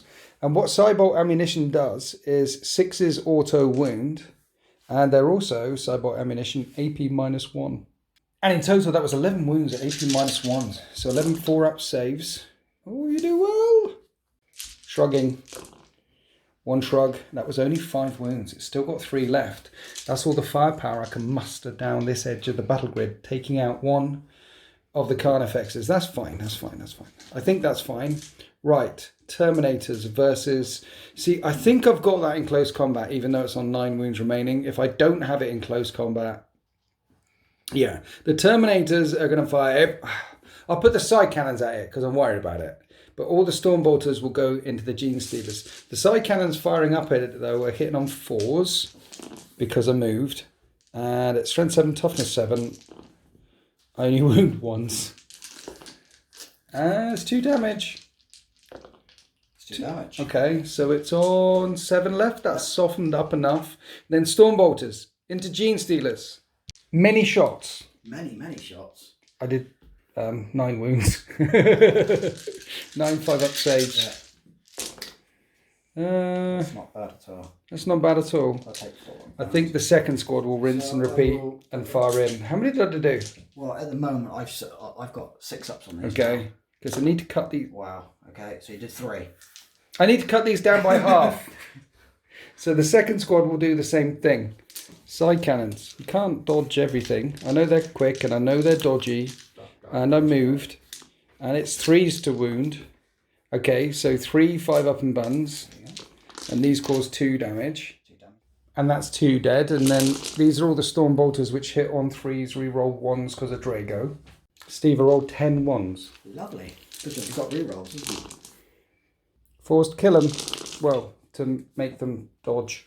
14 saves to make a 5-up. Then you're shrugging, and I'm trying to cut this unit down to at least half size. That leaves 4 left, which is good. They can still charge in, remember, but at the end of the battle round, you'll have to pull them away for combat effective. But I didn't want a full unit of Gene Stealers. After I go charging in with the Terminators, I didn't want to be countercharged by a full unit of Gene Stealers. It took me 20 Terminators to do that, though. Right. Now, moving down the line. I got Drago with his Stormbolter and all the characters here, which might as well fire up at the Flyrant. And managed to cause a wound, which you shrugged. So that's the characters done. Dreadnoughts. Let's now fire at the Big Mama. Okay, starting with Big Mama shooting phase. I'm going to do them both. So if I do all 4 las cannons together, they hit on 2s because they're venerables and wound on 3s. Nope, I'm out of range of Drago. They are core, but I'm too far away because Drago's trying to shove up the battle grid. So 5-up and vulnerable saves now, not 4-ups. So that was that you rolled 3 to hit. Now you got a root to wound. No, I rolled 4 to hit. Did you? And then I got 3 wounds through. So 5s. Stop it, Steve. Thank you. 1 damage. Command point. 2 damage. 6s. Oh yeah. So 2 damage. Back down to 27 after you regened her. Missiles, both hit. 4s to wound. Damn it, damn it, damn it. Okay, right. Armiger number 1. I'm going to fire D3 shots from the Thermal Lance. And I'm going to add that to the Melter because it's the same damage and things. Okay. These hit on 3s. And they wound on 4s. And that's 2 5-up and vulnerable saves. So 1 gets through and it's old school damage. It's 2d6, pick the highest for 5.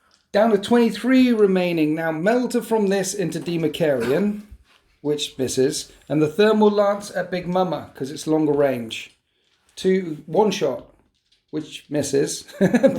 both of the armatures. We've had 4 missiles, 2 missiles, 4 las cannons, Melter rounds going into her. How many wounds she got left? 23 wounds left. 23, okay. I'm running out of gun. Oh yeah, him. My paladin is firing his rapid fire battle cannon in for 9 shots. That's my favourite German number, 9. It's the best German number. Do you know what my second favourite German number is? Nope. Sex. Okay.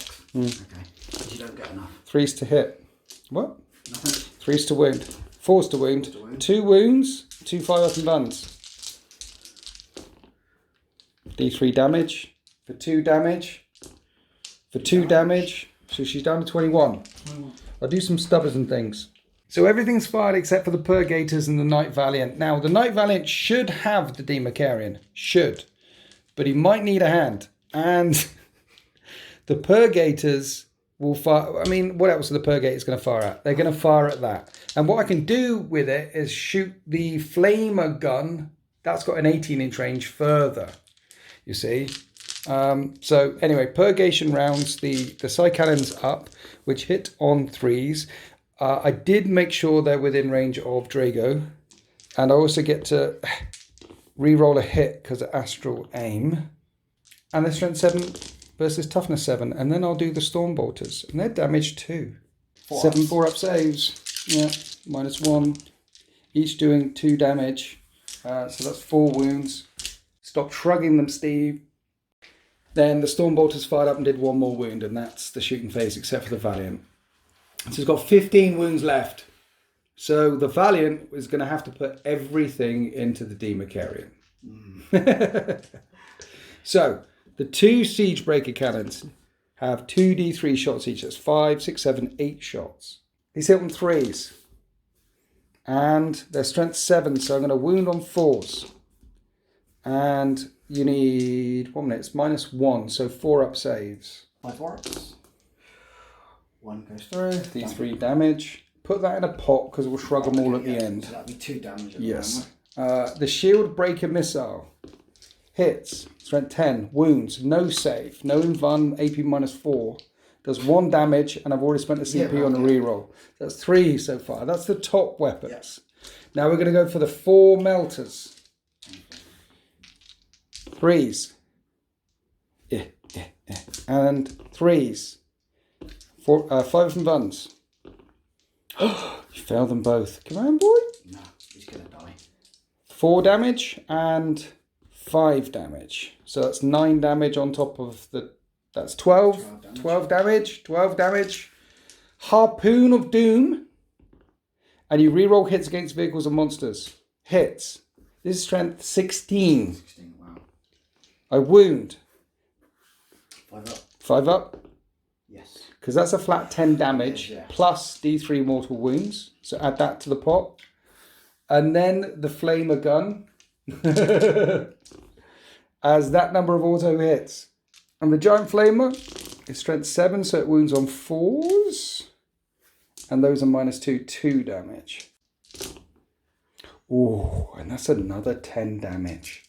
And all the Leviathan shrugs of the century could not save the Demarcarian from the might or the Valiant. Mind you, that Demarcarian did run through a knight in 1 turn. Now, charge phase. What I'd hoped was the Hierophant was a lot more injured. So if I had to go in with my Armiger, I could go in and polish it off. But now I know if I throw my Armiger in there, I might do some wounds, but you'll kill my Armiger. So if I leave my Armiger there, I'm kind of move blocking the Hierophant. You are. Because he's on a really, really big base. So I'm going to leave him there. They dug their heels in. It's not cowardly. They dug their heels in, braced their weapons to fire all their melter shots into her. And when the smoke and the steam evaporates and she still stood there, they're like, whoa. They're just in awe. They're amazed. Amazed. I'm amazed by you. Yeah, thank you. So she's going to live. So Operation Kill the Hierophant didn't work. However, Operation Charge into the Winged Hive Tyrant is going to be an issue because I'm probably only going to get 6 people in combat after they charge 8 inches. And after the charge phase, we end up like this. I'm spending a CP on the steel heart, so I have +1 to hit. The 2 hammers are here. That's 6 attacks. They're hitting on 3s now. I rolled 5 1s, but Supreme Grandmaster Kaldor Drago is there, and he says, that's not good enough, lads. Raise those hammers higher. And I rolled another 3 1s. And only 3 hits get through, which will wound you on 3s. And I wound you twice. Right. 2 4-ups. And you make both of the saves. Damn it. Swords coming up. Actually, I've got a halberd, I've got a couple of swords and falchions there. I'm doing them all together because they're all wounding on 5s and going to your invulnerable save. That was a 2 I picked up. That's the 1. I'm hitting on 2s. Everything's winning on 5s, and because the tide of convergence is in effect, 6s do mortal wounds. That was a 6. In addition, so you have 1, 2, 3, 4, 5 4-up saves to make, sir. Have you got 5 dice? I have got 5 dice. Where would you like here? Yes, that's good. 4-ups, here we go. Yes. So 2, felt 2. 2. So that is 4 damage, 2 into plus them. That is 8 damage, and then you get all your shrugs. It's got 7 wounds left, Steve. Yep. You need 2 6s. I don't get 2 You don't get any 6s. Death throws. Yes. Oh dear. That's D3 mortal wounds to all the units within 3, which is only me, which is a 1. I have an apothecary. It doesn't shrug it because you blocked my psychic shrug thing. So one of them goes back down to a wound. One of them was injured last turn, but I healed it with my apothecary. And at the end of Knights and Knights turn 2, I've managed to remove 2 of the massive threats that were down in my lines, but not the 3rd massive threat. And combat effectiveness will be a problem for those Gene Stealers over here. Already in turn 2, this board is looking quite naked, and we like it. It'll be interesting to see how many are actually left at the end of the game. But Big Mama has still got 23 wounds, 21 wounds remaining. So she's not even bracketed yet. Remember, 16 guns coming out of that, and she's pretty choppy in close combat. So let's find out how the Tyranids respond in their turn 2. So the endless swarm of Hive Fleet Blizzard continue to pressure the Knights. And the Knights, the warrior standing still. The Scythe Harajal moving round, ready to be Hive commanded by the Swarm Lord to put pressure on the Knights. On this flank, the Bio Titan unleashed its cargo, and the other unit of Gene Stealers next to it can advance and charge.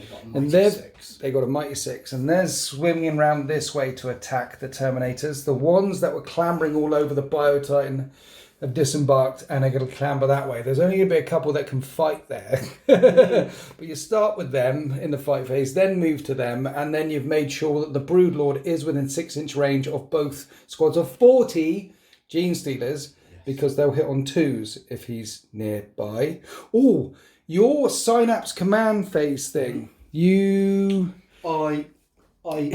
slungshot to that, so that's got reroll hits. Yeah, reroll hits. Reroll hits with your Warlord trait. Yeah, basically it's a Chapter Master ability. Chapter Master ability, and these ones have got the +1 to hit. Yeah, and they've put that on the side hit, barbed Harajal. There's the Scythe Harajal, the barbed Harajal. So that one's hitting on 2s, and your Bio Titan is re-rolling all hits. Yeah. Nasty. Yes. And these guys obviously put their psychic channeling on themselves. Basically, they roll 3D for the psychic. So there's a gap appearing about here between the installation and the wilds.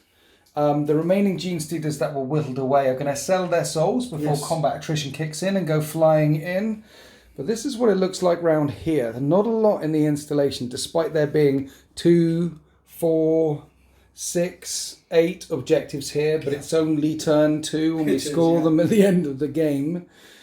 Swarmlord, trying to tempt Catalyst. That passes on a 6, and I can deny with this squad of Terminators. I get +1 to deny, and I do deny the Catalyst. Onslaught.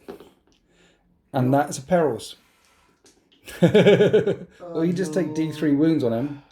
So you didn't CP reroll it because you can high commander it anyway. Then you took a mortal wound and you shrugged it. Yeah. So nothing happened.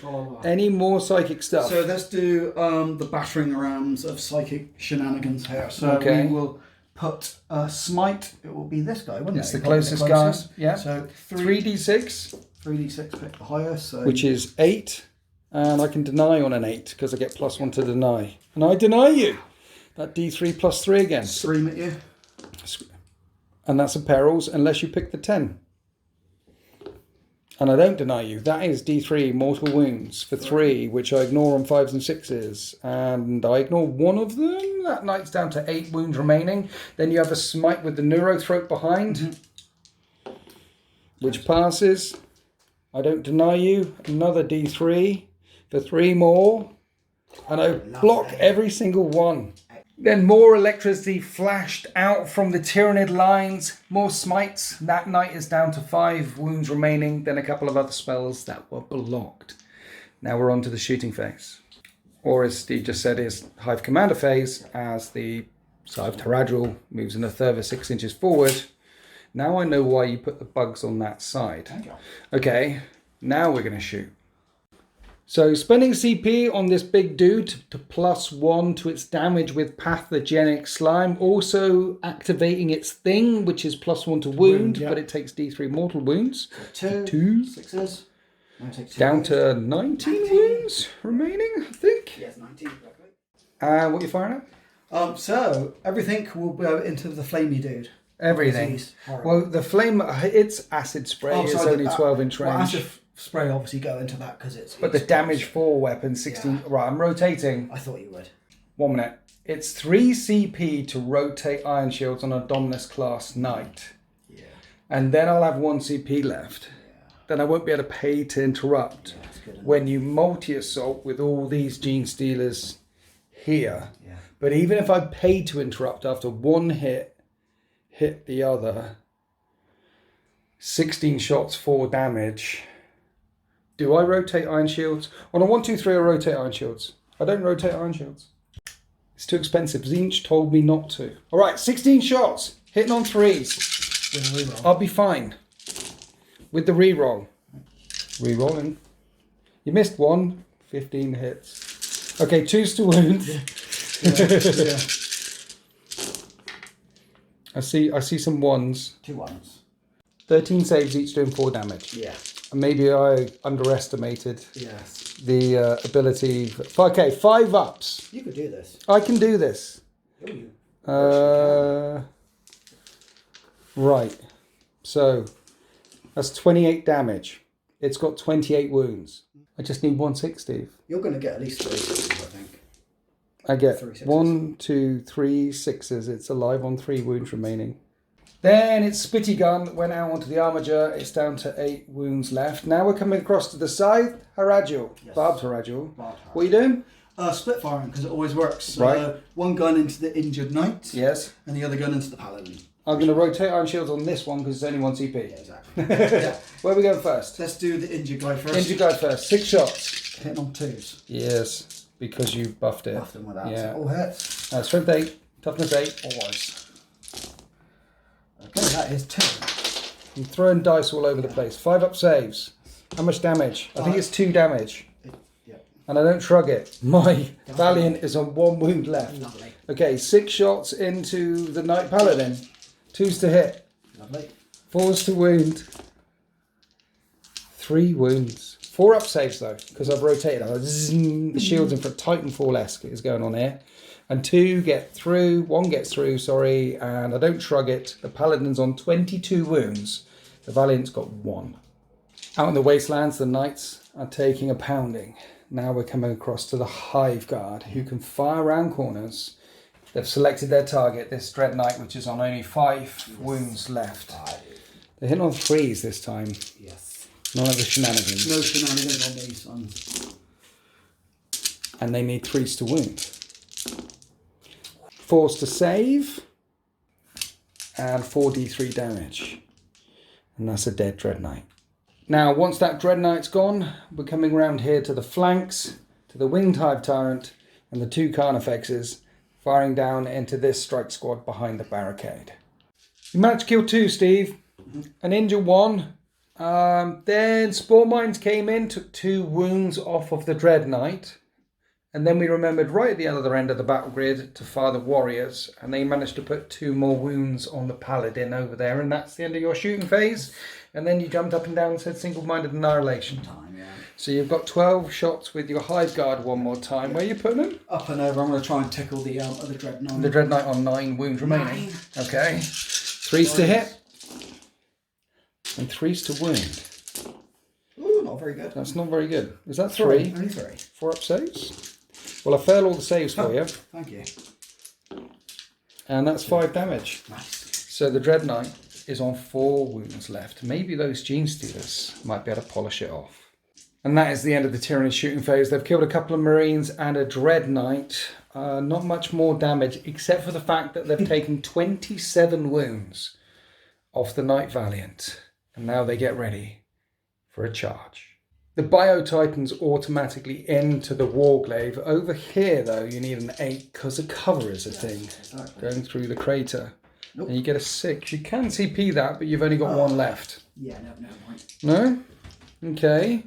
Gene Stealers will fail on the Snake Eyes as well because of the crater. Yeah, okay, here we go. No. They don't fail. And it looks like I'm going to get swarmed in the middle. Yep. Then over to the installation. It's a 7 for that one and 8 for that one. 8 for this one first. Yes. Carnifex gets in. Because 2 inches because of a barricade. 7 for the Hive Tyrant. He's got adrenal glands. 6 for the Hive Tyrant. He manages to get it as well. Well, he would have had adrenal glands. Everyone that you could have upgraded, you did upgrade. Yeah. So 2 monsters charging this strike team down here. They could be in trouble. I have got 3 CPs. I can interrupt. Oh, yes. Those guys going into... I am hitting on 6s and re-rolling 1s. Mm-hmm. But I don't think... I mean, you haven't got very many attacks. No. I think I can kill you. I find it unlikely that you could kill that in close combat, even though it's only got 4 wounds left. So they'll go in. Yeah, the Gene Stealers go in. So we've got these charging here. We've got Gene Stealers here. We're going to move all the Gene Stealers in the middle. So that's 1, 2, 3, 4, 5, 6 charges across the Tyranid lines. So knowing I have 3 CP and can spend 2 to interrupt, Steve Not Rob is starting with a large swarm of Gene Stealers here. We've left these 4 out as a visual reminder because they can't fight. Instead, you've got 16 times 4 attacks, hitting on 2s. Hit on 2s, winning on 4s. These are AP -1. Those are AP -4. So I'll do these first because these are 3 up saves. And then I can shrug these on 6s because there's an apoth nearby. I shrugged 2. Only 2 so far. These are 5 up saves. It's not bad, is it? Good. And then I shrugged these on 6s. Dude, you only did 6 wounds. Looks like this. So I don't need to worry about them. If they did all of that, then 7 of them. Yeah. Now that's dead. There's no point interrupting. I don't think you'll kill the Dreadnought. Down here I could pay to interrupt, but then combat attrition is a thing. And I might lose them anyway. And I've got 3 CP. But I could hammer and kill the Carnifex. But if they're all dead anyway, then... So what we'll do while you got the camera on there, on 4+, he does a mortal wound. Oh, right, okay. Battering ram. So you should have done... So which he does. And I don't shrug. So yeah, I don't think there's any point. What I'm saying is there's no point. I'll keep those 3 CP because then I can do some more psychic shenanigans in my psychic phase. So you can carry on hurting me. So then we did the fight down here, and there's only 2 little guys, and I did my fight back as well, and put 2 wounds on your Hive Tyrant. So we did this big melee, because this is where we were. We're going to get this on camera, though, to see if these 4 Gene Stealers can take the last 4 wounds off my Dreadnought. 3 attacks each, hitting on 3s. And you're really looking for those 6s. 5s will wound, but 6s will force my unbuttons. Okay, so these 2 5-up are 3-ups. And those are 4-ups. He's alive on 1 wound. After my Dreadnought survived, I punched back into the Gene Stealers. Killed 1. They're going at the end of this. So this is a bit crushed here. Over here, then you attacked with a bajillion Gene Stealers this way and the swarm in the middle. This time we have this many 3-up saves and this many 6-up saves. So let's do the 3-up saves. That'll be 5-ups, you're on save. 5-up saves, yes, you're right. Yeah. So these are 3-ups. Look at that. And then shrugging, because one is on 2 wounds, so that one's dead. These are 5-ups. And then shrugging. So 2 more die. I'm not below half yet, thank heavens. So I've got 6 Terminators left. Last charging unit, the Bio Titan. 6 attacks, hitting on 3s. And re-rolling it. Oh, you don't need the re-roll. Strength 10. Yep. Wounding on 3s. And then -3, flat 6 damage. Yeah. So I need 2 6s to stay alive. Oh, no, I've got 12 wounds. I might be able to... Actually, no, he's already taken wounds. He's on 8 left. I need 2 6s. I don't get any 6s. That's 18 wounds. I'm not going to bother. And he doesn't blow up. You just run through that. You trample it underfoot. After the Bio Titan, the Grey Knights in the middle fought back. This one had to hit them. And I think killed 3 or 4. 4 something, and then all the rest could hit them, because what I'm trying to do is try and kill more than half, and I didn't. There's 13 or so there, 15 or so there. The fight in the middle continues, and that is the end of turn 2. Painful turn all round. But now the apocalypse phase kicks in, and we're going to pick up some more models as artillery shells rain in from the distance. And it's like in Starship Troopers when they're blowing those things up into orbit. Right, there's massive globules go across the battlefield. So let's see who gets to deploy the artillery first. I rolled a 5. You rolled a 3. I get to do it first. And it is 6, 6, and 6 mortal wounds. See, I could put them on a unit of Gene Stealers and kill them, but I've got so much psychic stuff coming out. I can gate them out of the way, the bump, and then Stormbolter and Psychic can kill the Gene Stealers. Yeah. So I think the Gene Stealers aren't a problem. How many is she on still? She is on 19. And then a 19. 19. What's the average age of combat soldier in Vietnam? And a 19. 19. So that's not a thing. This one's on 8. This flank is looking a bit weak all of a sudden. You know what? I'm going to protect this flank. I'm going to put 12 mortal wounds on your Hive Tyrant and 6 mortal wounds on this Carnifex, because it's got 3 left and the Hive Tyrant's got 8 left. And I don't think you can shrug all of that. No.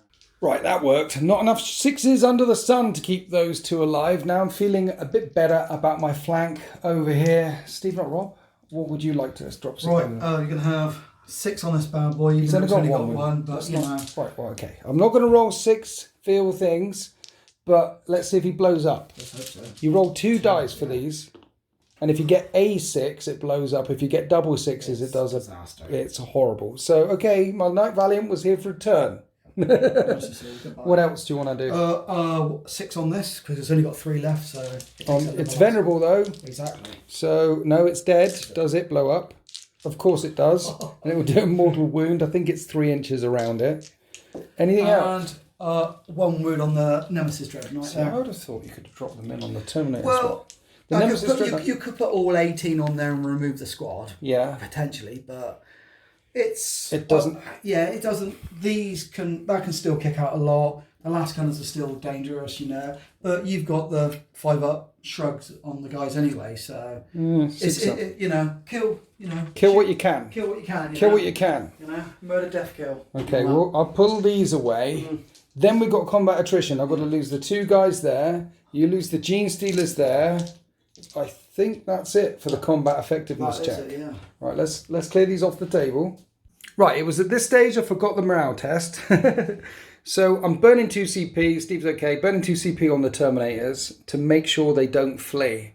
Because if I lose any more to morale, then when the combat effectiveness check kicks in, they could go as well. And then we did the combat effectiveness check. The remaining Gene Stealers here disappeared. The remaining strike squad down here disappeared. And that's it for combat effectiveness so far. All of a sudden this flank is looking very naked. I've got some Biovores and some brain bugs here, a Broodlord and a Carnifex, which is as yet uninjured, and all that's facing them is 1 Dreadnought. In the middle, We have still a chunk of Terminators left, 6 left in that squad. The Apothecary, spending 1 CP, will be able to pick one up and put them back to 7, which I will be able to do. But a chunk of Gene Stealers in the middle. I've got 1 Warglaive and a Knight over here. And there's a Barbed Haradul and a Hierophant to take care of. I think I could deal with one or the other, and I don't think this one's got an invulnerable save. So I think melters and things into that one. Maybe if I throw everything into that one and clear that away, then I'll still have that to deal with later. And hopefully clear away a chunk of Gene Stealers as well. And then you've got Swarm. It's interesting. It's interesting. It has been absolutely brutal in this Apocalypse game as we descend into turn 3. Okay, so in the movement phase, the Knights of the Forge ride around this side of the battle grid away from the Bio-Titan to try and clear this flank, and the Retributors stand still, and this is what it looks like. I've got precious little left. I went on into the Psychic phase and gave my Marines, my Terminators, a 4-up invulnerable save with Sanctuary, but again, I failed their 5-up Feel No Pain and Preservers a spell, or you blocked it rather. And then I did some smites and I've killed some Gene Stealers, and now we're on to Drago and the Librarian. I need to get this on camera. Drago's going to start off with a smite. He needs an 8. And would you like to block it? No. And that does 3 mortal wounds to the Gene Stealers that he's going to charge and hopefully get them below the size. And I think I have already. But this is the important bit. I want to gate them out of combat so then I can shoot in. I need a 6 for gate. And that passes on a 7. And you've got 1 denied. That doesn't pass with Shadow of the War. Oh, it becomes a 6, so it passes. Tell a lie, Gate of Infinity is a 7. So that's a fail. And I needed them dead. I needed them out of there. I'm not going to re-roll that. No. Because what I can do is just... They can hold then. If I charge them, then they're gone. And they should be able to block that getting through. I think. And then their guns are free to fire at those, I suppose, all the way over there. So let's keep this, because combat effectiveness is at the end of the battle round. So let's hurt some more. And there's no point at this stage then doing the vortex of the 3 dice. I'll just do the normal dice with the Librarian. So this is Purifying Flame. That's really cocked. And that fails. I needed a 5. And then Vortex of Doom. I need a 7. And that fails as well because of Shadow in the Warp. So the only lingering effects are he's got Armoured Resilience for a 2-up save. And they've got their reroll hits, ignore cover. And that's it. Oh, and they've got their 4-up invulnerable save from Sanctuary. So now we need to shoot some guns. So I'll start off with putting everything from this Armiger Warglaive into your Haradul. Starting off with a Melter, and then D3 shots with a Thermal Spear, which is cocked, for 2 shots, and they hit on 3s and wound on a 4. Now you have a 2-up save, so a 6 will save you. How many was that? Just 1. 1 6 up, coming up. Nope. 2d6 damage for 4 damage on the Haradul. Let's go. Oh yeah, 6s. So 4 damage on It takes 4 damage. I think they start off on 18. Yeah, they do. Okay, so now all the shots from the Purgators will fly into it on 3s, and re-rolling one of them with Astral Aim. But I need 5s to wound. And I don't get 1, 5 or 6. And then the Stormbolters will fly in. Strangely enough, the Stormbolters caused a couple of wounds, but you have a 2-up save. So you save them. Now I've got my Knight Paladin. Now I could put shots into that. Or double check, or Swarmlord, or them. It's I don't know. How many warriors do I need to kill for combat effective? They come in squads of 9, right? Yes. So I need to kill 2 more. Mm-hmm. So let's do. I mean, you'll still be able to fire back in your turn, but at the end of the battle round. So let's kill them with the battle cannon, rapid firing 9 times, which hit on 3s. Oh, that's nice, and wound on 2s. And you have 6-up saves. Nothing. And each of these does D3 damage. And then you get shrugs. First one, second one, third one, fourth one. After the shrugs, it looks like this. So something happened. There's still venom cannons there, but they'll be gone at the end of the battle round. Stubbers killed 3 of the little bugs down here. That's the Knights. Okay, so that could have been better on the Haradjul, but that's okay. We're putting as much firepower as we can, and hopefully a double charge into that thing will see it gone. Purgators of Fires. You see, that Carnifex. Mind you, I've got a 4-up save. I'll be okay. I think I need that Psychic... Right, the Stormbolters can't fire into them. So all these Stormbolters that are in range are going to fire at that Psychic Wall of Death down there. And all the Stormbolters are in range. So 3s to hit. Re-rolling everything because of Drago. And then 4s to wound. 13 3-ups. Oh, wow. I dropped 3. What? 3. You feeling the pain on them now. Yes. Wow. 6s. So you kill 1 and injure 1. Okay. Well, there's a couple of side cannons. The side cannons will do it. 4s because I moved. Re-rolling everything because Drago said shoot better. Oh, that's good. And now I just need 3s to wound. And I do 4 more wounds. 4 more 3-up invulnerable saves. You fail 2 of them. 2 damage each. First one, because obviously... One's on 1 wound, yeah. He's gone. He's dead, yep. And the 2 damage is 1 on 1, so... So how many's left? 3? 3. They're not below half yet. You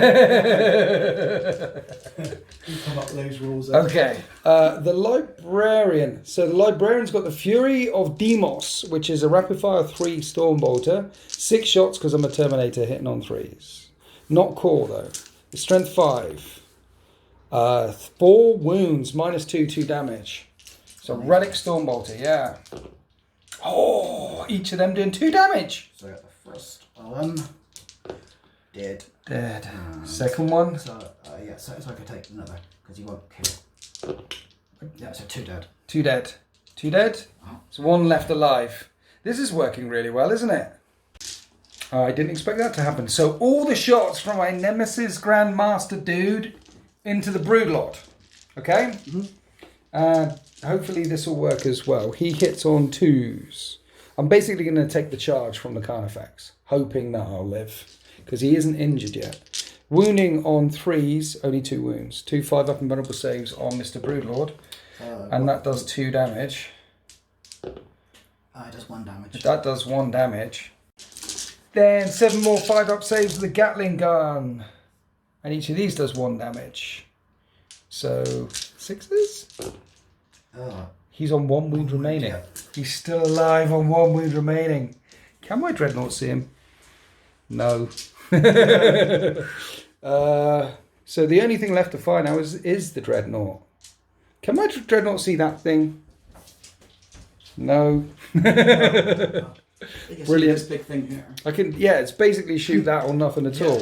So, well, I've been shooting at it for 2 turns in a row. Let's shoot it again. Why not? Here's the last cannons. They both hit. 3s to wound her. 1 of them wounds. 5-up invulnerable save. Nope. No. D6 damage. For 6 damage! Then the missile, which hits. And wounds! Another 4-up save.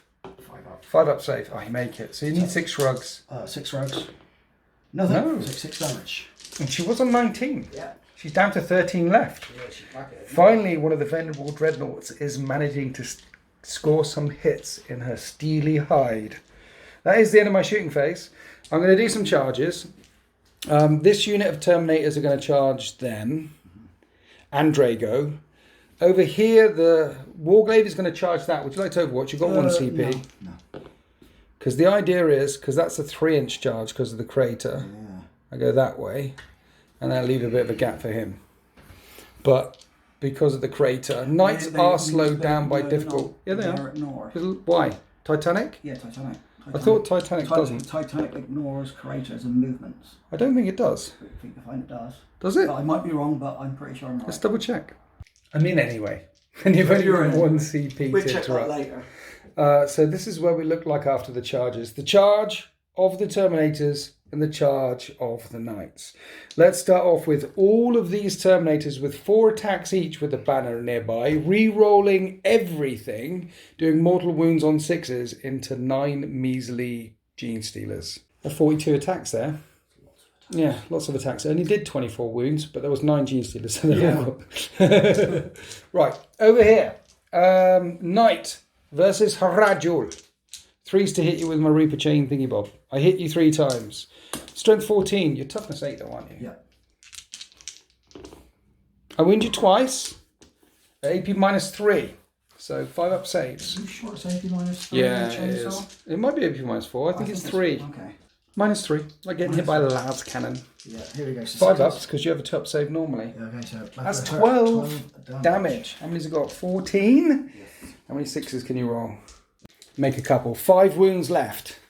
So the little warglaive that could will try and finish you off on 3s. See, I need everything to get through.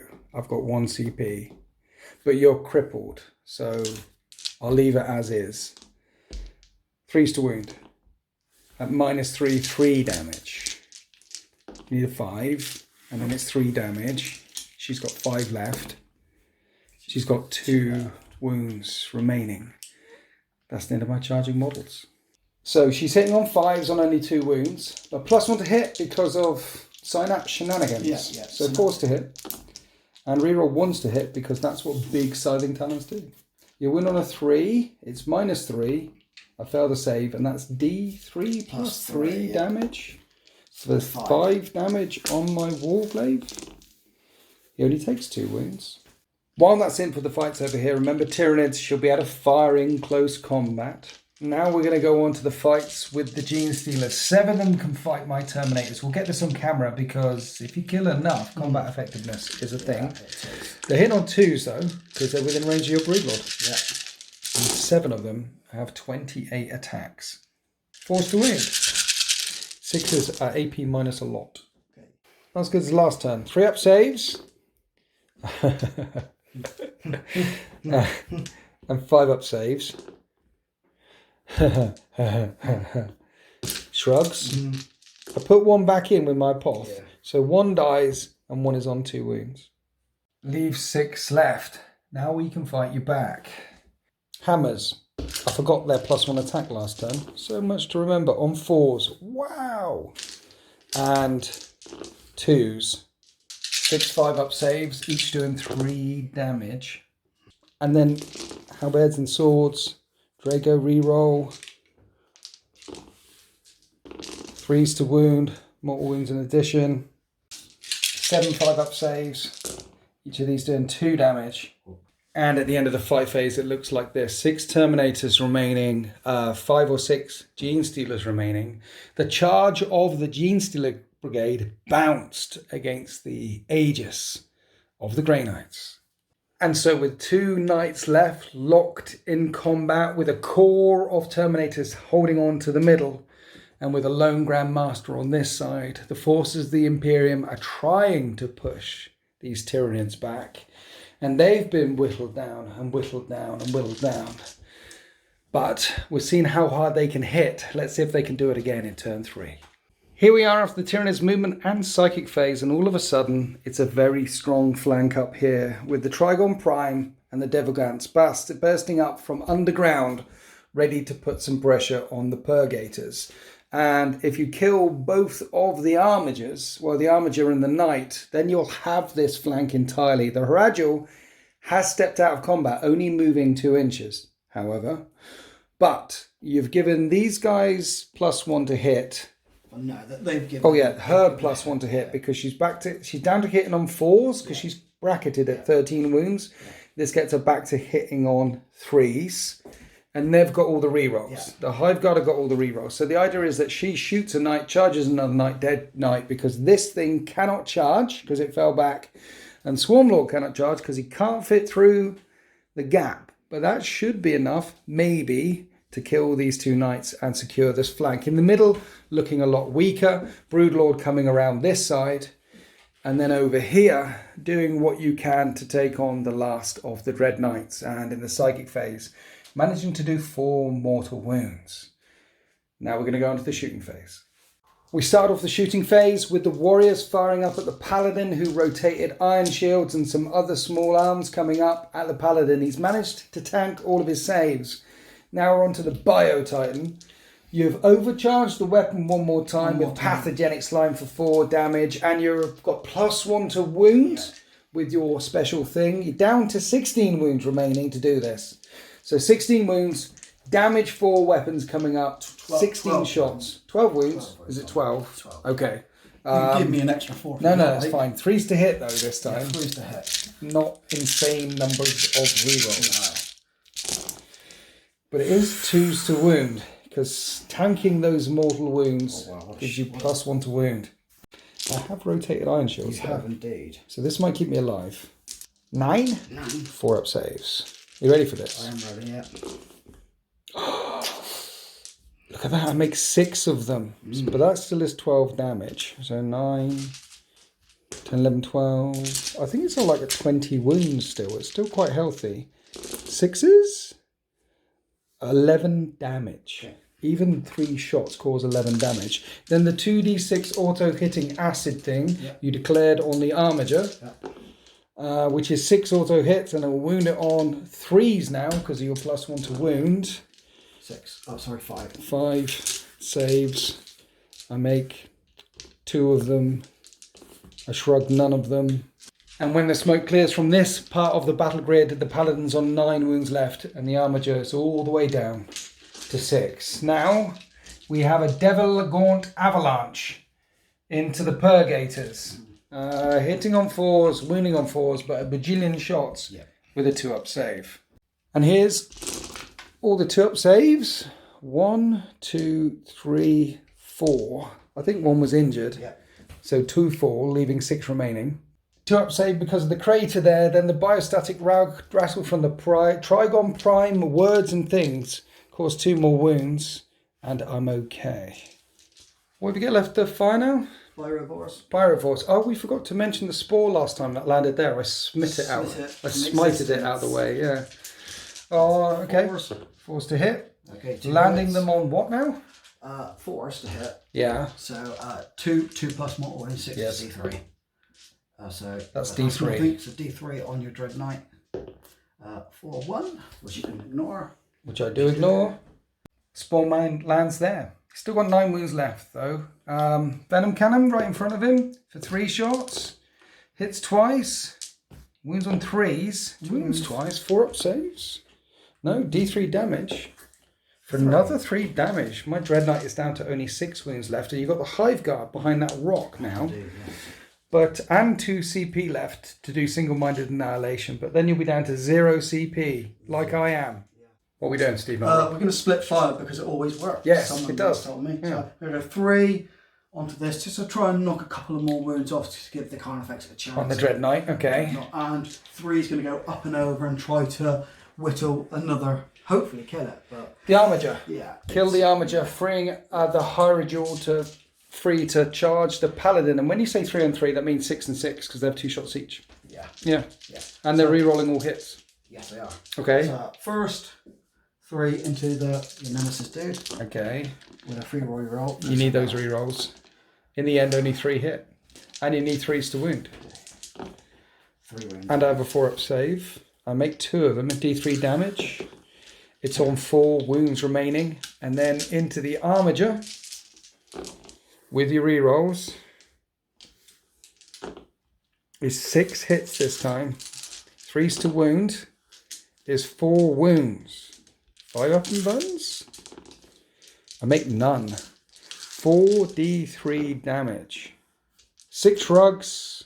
I make 1. The Armiger's on 1 wound remaining.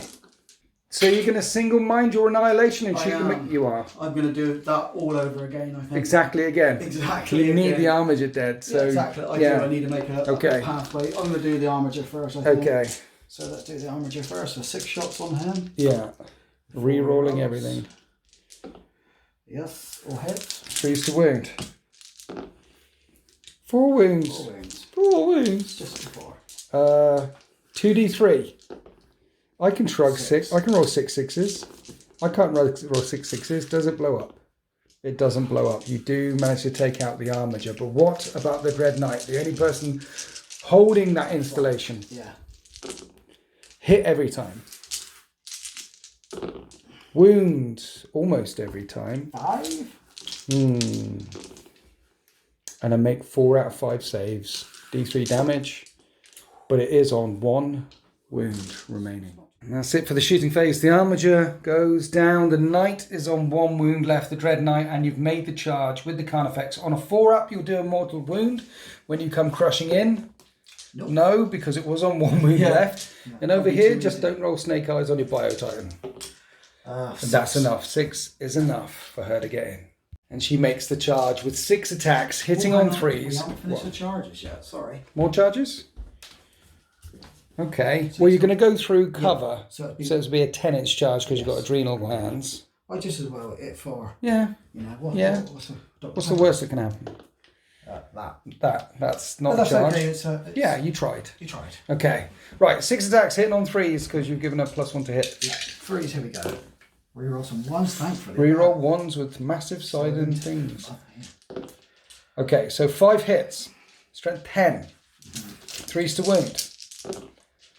Right. Each of these doing 6 damage. 5. So that is 30 damage. Unless I roll some 6s. Have you got them? It's -3. Yeah. Yeah, she got 6s. Yeah. 6. You could do it. I'll roll 1 6. That's 24 damage. 9 wounds left. I'm not gonna. 9. Yeah. Blow up. Blow up. Doesn't blow up. And after taking out her 2 targets, the last Knights of the Forge, she turns round and eyes up the soft meat of the Grey Knights. Over here, the Carnifex charges my Dreadnought with 4 attacks, hitting on 4s because it's not the shooter. It's not a scream to killer. No, it's got Siphon Talons. It's +1 to hit when you charge with Carnifex. Is it? First round. Yes. Okay, I thought that was just scream killers. Nope. It's all Carnifex. Well, you know Tyranids better than me. Thank you. 3s. All hit anyway. Strength 7. Yeah. Doesn't. 2 wounds. Yeah, 2 wounds. -3. I make 1 fail 1. It's dead. 3 damage. I don't save them. My Grandmaster goes, and you suddenly have control of the installation. The brave little Carnifex that could took down my Grandmaster. Now it's defenders fight first, and you've got some Gene Stealers here. And I cut down the last of the Gene Stealers and step over the wall because monster Bio-Titan, I mean to have its head. Now, that's it. I've got some Grey Knights left. You've got 1, 2, 3 big monsters up here, even though one's on a couple of wounds, and the Swarm Lord swarming over all of these objectives. Down here, not as much left. But the Hive Guard is still a thing. However, we're both on 0 CP. Yeah. And the one thing that we need to roll out for now is the Apocalypse phase. We love this. And let's see who gets to drop a bomb first. I rolled a 2. And you rolled a 3. So you got 3 lots of 6 mortal wounds to do to me. Okay. And I've got very little left. So, 18 mortal wounds on this blob of Tyranators. Okay. That's 18 6-up saves coming up. Trying to wipe them out, huh? I am, yeah. Let's see how many my Apothecary can save. My Apothecary saves 4. That will save a Terminator and 1, which kills 1, 2, 3, 4, and a bit, which won't be enough for a combat effectiveness check. And you don't do morale because we've already done the morale phase. But it significantly wipes out. It hurts. Yeah. It hurts a lot. So before I drop my Apocalypse Barrage, it's the last one. We don't get them in turn 4 or turn 5. I'm thinking I can push this way, but you've got an awful lot of units there. And it frees up this flank down here for you to score. So I need to kind of come this way, let you score that. But that's really big and that's really big. And even in a slowed, whittled state, they can still do a lot of damage. She's on 12 wounds left. That's on 2 wounds left. I have to drop 6 on that and 12 on her. So the Harajul's gone. Didn't make enough shrugs, but she could survive this. Death from afar. And she does on 1 wound remaining. And then at the end of turn 3, this is what it looks like. The warriors have gone. They are no longer combat effective. And over here, the Zoanthropes are gone. Down here, you've got some Biovores, a Broodlord on 1 wound, the Noruthrope, the uninjured Carnifex, the Carnifex that could. He's doing very well. I've got some Terminators in the middle with my characters. and some Burgators and a Dreadnought, and that's it. And all of a sudden we're playing regular 40k with combat effectiveness checks as we go into turn 4. Right, here we are after my movement phase. Drago told these guys to re-roll all hits as they came over the wall. There's a Broodlord here and her there on 1 wound remaining. And then my second unit of Terminators actually advanced to here, and I'm going to spend a CP to put 1 back, 1 minute. Like that, back to 7, because I gained 1 this turn, but because they advanced, they're not shooting. Now it's the psychic phase where I need to do stuff, okay? It's because we're going to start around here with Drago, trying to gate of infinity these guys. And that's a fail because of shadow in the warp. I need a 7. That becomes a 6. That doesn't work. And I wanted to teleport them out of harm's way and bring them down. And I've spent my CP. So the next thing I need to do is sanctuary up the big squad. They're sanctuaried. Would you like to deny that? Trying to deny. You don't deny. And they're going to give themselves a 5-up, feel no pain. So they're sanctuaried, they're in cover, they got 5-up, feel no pain. They should stay alive. That's Drago gone. My librarian will try and Vortex of Doom you. That passes. Shadow in the Warp is a thing. That doesn't pass. Purifying Flame passes, and that's 4 mortal wounds on the Carnifex. And then the remainder of my psychic phase failed because of Shadow in the Warp. So now we shoot some guns, right? They are not supposed to be here. They're extra. The Terminator's going to charge the Broodlord, kill that. Because they're now extra, I'll put all the shots into this thing. Yeah. This will definitely do it. 1 dead Bio-Titan coming up. 5s to wound. And that is 5 wounds. 5 4-up saves to try and keep her alive. No, that's 6 damage. She's got 1 wound left. She doesn't go nuts when she dies. She doesn't shrug it. She's gone. So the Hierophant gets taken out. Threat number 1 neutralized. Now Terminator's firing everything at Broodlord. Side cannon on 4s. Wounding on 3s. Failed save. Then Stormbolters on 3s. And 5s. And 4-up saves. And that is 5 damage, which you shrug on 6s. And the Broodlord's on 1 wound remaining. I guess I'm going to have to do this the hard way. The Terminators can't fire because they advance. The Banner Bearer can't see anything. So then it's just the Fury of Demos, Drago's Master-crafted Stormbolter, and a Venerable Dreadnought into this Carnifex. And the Dread hits on 3s with its last cannon, and it both misses. 3s to hit because of the Spore Clouds, and the Missile Launcher hits. And wounds, you have a 5-up save against that. How many? 1. D6 damage for 4 damage. It's on still on 3 wounds left. Right, Fury of Demos. My librarian will do it. It won't do it because it's only hit twice. Strength 5. It doesn't wound. Right, Drago can do it. Drago. If anyone can do it, Drago can. 5s to wound. Drago can. -1. 2 damage. It's master crafted. It's on 1 wound left. I'm going to have to charge you. So they've fired. They come. That's it. That's it. So we're on to the charge phase. Drago versus Screamer Killer or Carnifex 8-inch charge. And Drago gets there nimbly, avoiding the spore. Now we have this squad trying to charge the last Broodlord. 7 inches? 7 inches was enough. And this is where we get to pile in. And then all these Grey Knights are going to slice down a Broodlord on 1 wound. And they clear away the Broodlord and advance forward. And now Drago into the Carnifex. 6 attacks. He hits on 2s. And he's strength 8.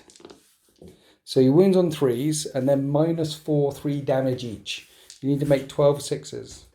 And you don't make 12 6s. And that's the end of my turn 4. So you've got a couple of models down here. I'm looking to swarm over these objectives, but I've got 1 more movement phase to do it. You've got 2 more movement phase to bag as many objectives as you can. Remember, these are going to be worth 1 point at the end of the game. These are going to be worth 2 points at the end of the game. You've got the final action of the game. So let's find out how the Tyranids respond in turn 4.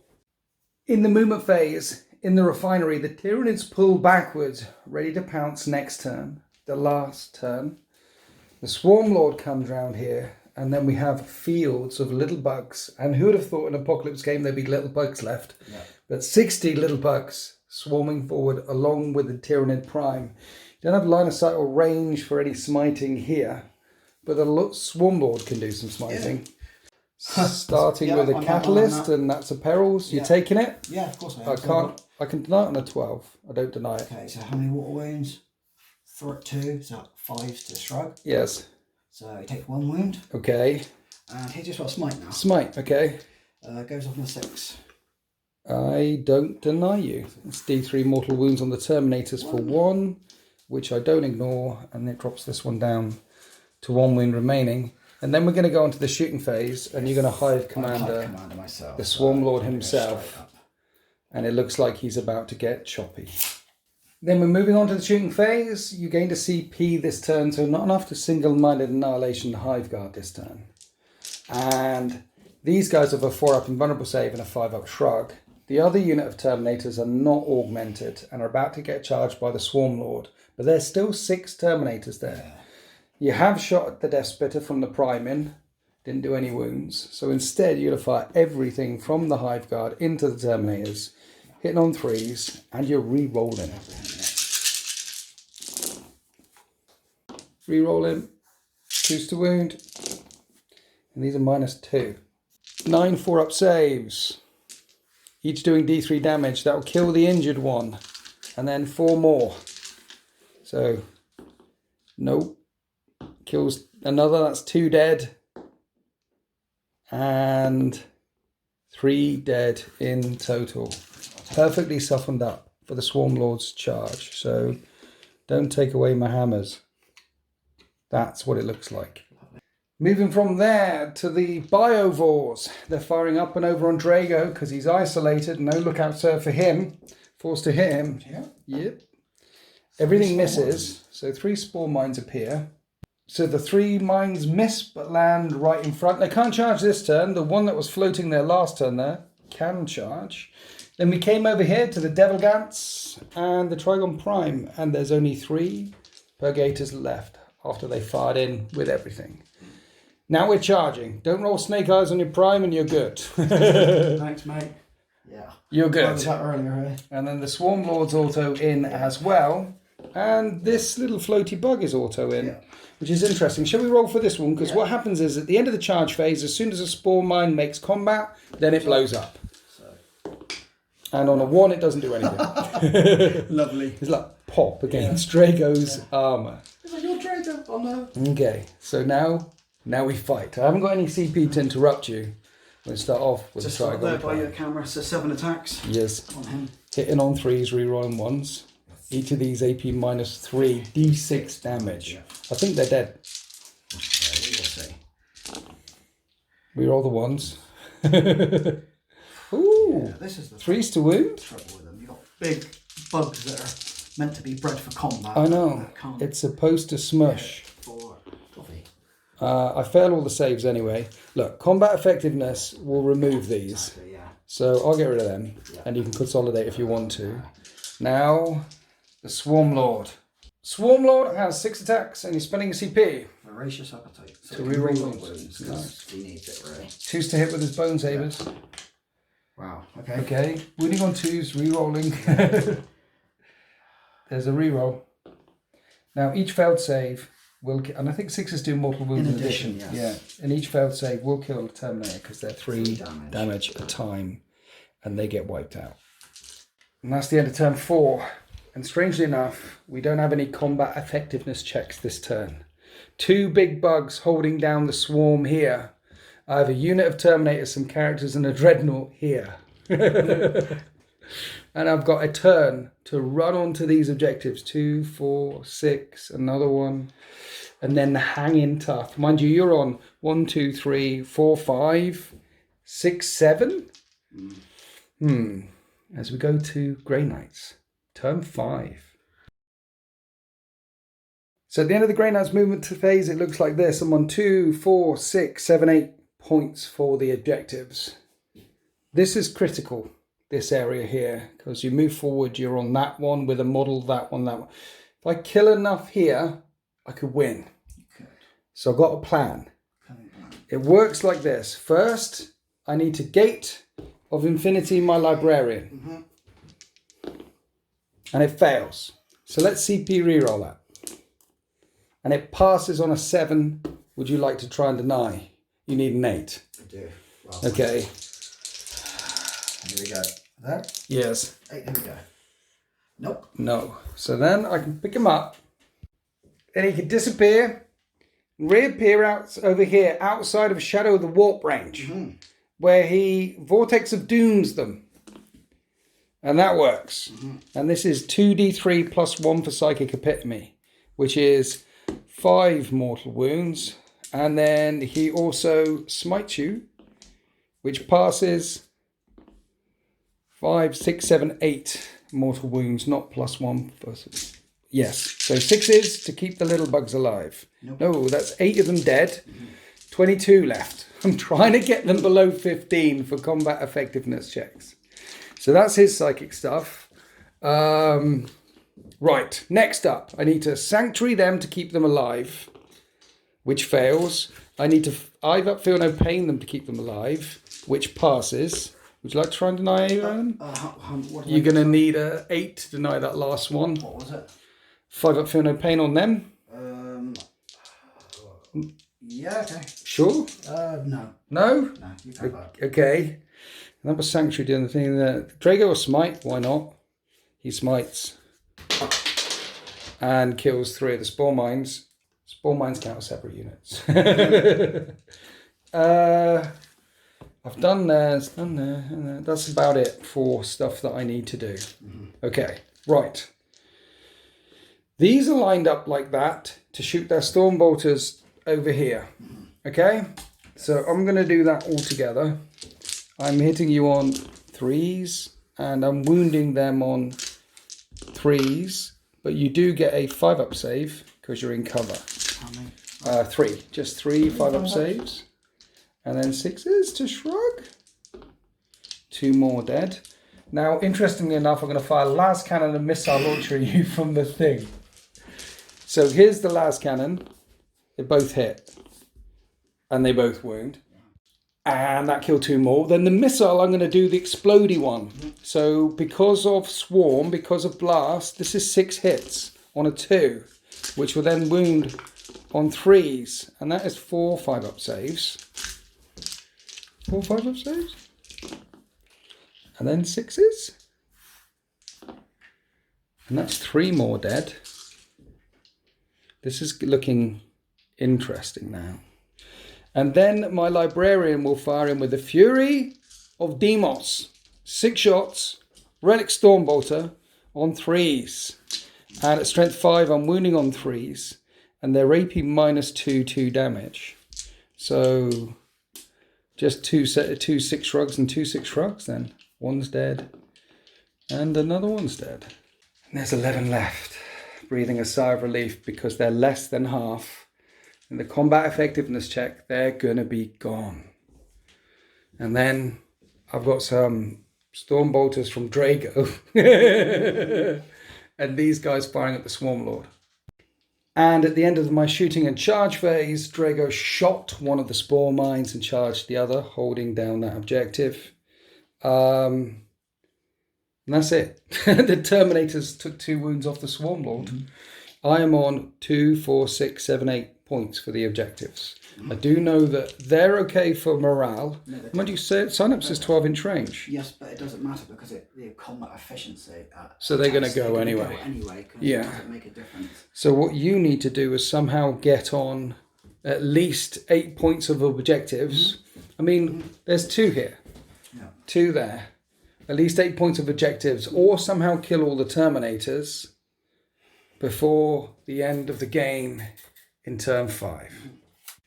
Here we are at the end of the Tyranids movement and psychic phase. We've pulled away the squad that I annihilated last turn because the only thing they could really shoot at is a Terminator Librarian. They're not going to kill him, though. They might hurt him. So pull him away to make things look a lot clearer. Because as I said, I'm on 2, 4, 6, 8 points for the objectives. You're on 2, 4, 6, 7, because you advance with the little swarm, and the Swarmlord took a step back. 8. So it's a draw. It's already. 8 points each. So what you need to do is kill me off of one of the objectives. Now, 7 Terminators. You don't have enough Psychic Might. You don't have enough shots. However, if you kill Drago or the Dreadnought, 3 up in you win the save, game. Or 3 up in Fun Save. 5 up in Fun Save? He's got a 2 up save right now, so at -2 it's a 4 up save. It is -1 damage. Yes. It would be an 11-inch charge, but a 10-inch charge on the Trigon Prime if you fail to kill him. Hero stuff and 1 CP remaining. But the thing is, even though he's got a 3 up invulnerable save, it does do D3 a time, every one that gets through. And the Dreadnought is D3 -1 because it's a Dreadnought with a 6 up shrug, because the only thing that will turn this into a victory for you is the Hive Guard. I got Pyrovores, but they all need to hit. Pyrovores would need to hit as well. Maybe a lone Biovore, for the win. Yeah. With an exploding spore mine. But it's a draw. It's a draw. Unless you kill Drago or the Dreadnought. I've got a long bomb I could try and charge. Yes, 10-inch charge there. There's always something. So that's... What you should do is pray to Zinch, roll a dice, and see whether Zinch tells you to go for Drago or the Dreadnought.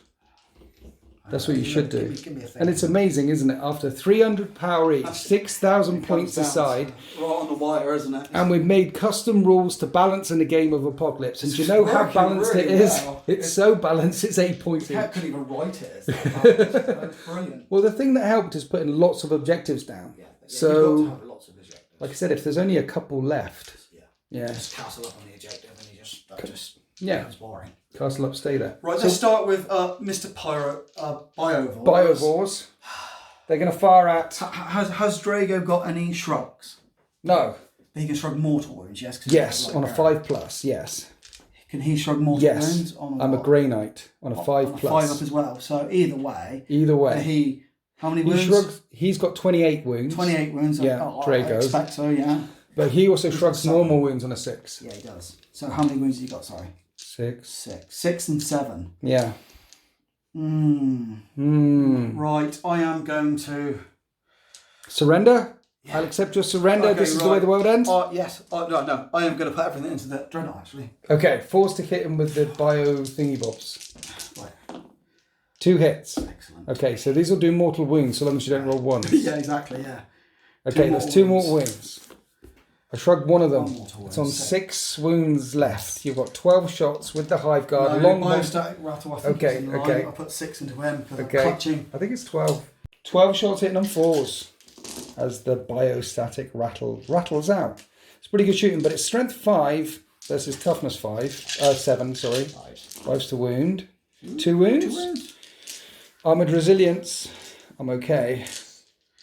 Did I pass armoured resilience? Did I actually cast the spell? Let's just say, if I forgot to cast it, I've cast it now, because I would have so many things to remember. Can I deny that? You only had 2 denies, and you were out of range in things. Well, you could try and deny it. How many did you roll? You need a 9. Not a 9. -1 to cast. See, so he's definitely got armoured resilience. I think we did it, but in case we forgot it. We did so much stuff off camera, it's hard to know what I filmed and what I didn't film. Hive Guard. Hive Guard. All down the Hive Guard. Yes. Here we go. 3's to hit. Re-rolling. Everything, yeah. Because your Warlord is still alive and he's still... This is for the win, Steve. Yeah. Okay. 10 hits. 3's to wound. Sweating over a game of Apocalypse, eh? That's okay. That's not too bad, I'll take that. How many is that? 8? Looks like 8. It's 8. At -2, 4 up saves, each doing D3 damage. -1 to the damage, however. I save only 2. I have a CP, which I didn't use. Oh, damn it. So 6 come through. That's 6 D3 damage. It's on 6 wounds left. Yeah. Yeah, you got to feel the pain. I know. It's a venerable. Okay, I'm going to have to feel a lot of pain. 9, 10, 11, 12, 13, 14, 15. 15 -6. So, yeah, -6 is 9. 9? 9? 9. 9 saves. I've got 6 left. If I roll 4 6s... You probably will. It's a draw. You've rolled really well today, actually. If I roll less than 4 6s, You will win this day. Does the Emperor protect? The Emperor does not protect. The venerable Dreadnought gets taken out. I don't control enough objectives. The Tyranid swarm manages to win this day, and this is the way the world ends.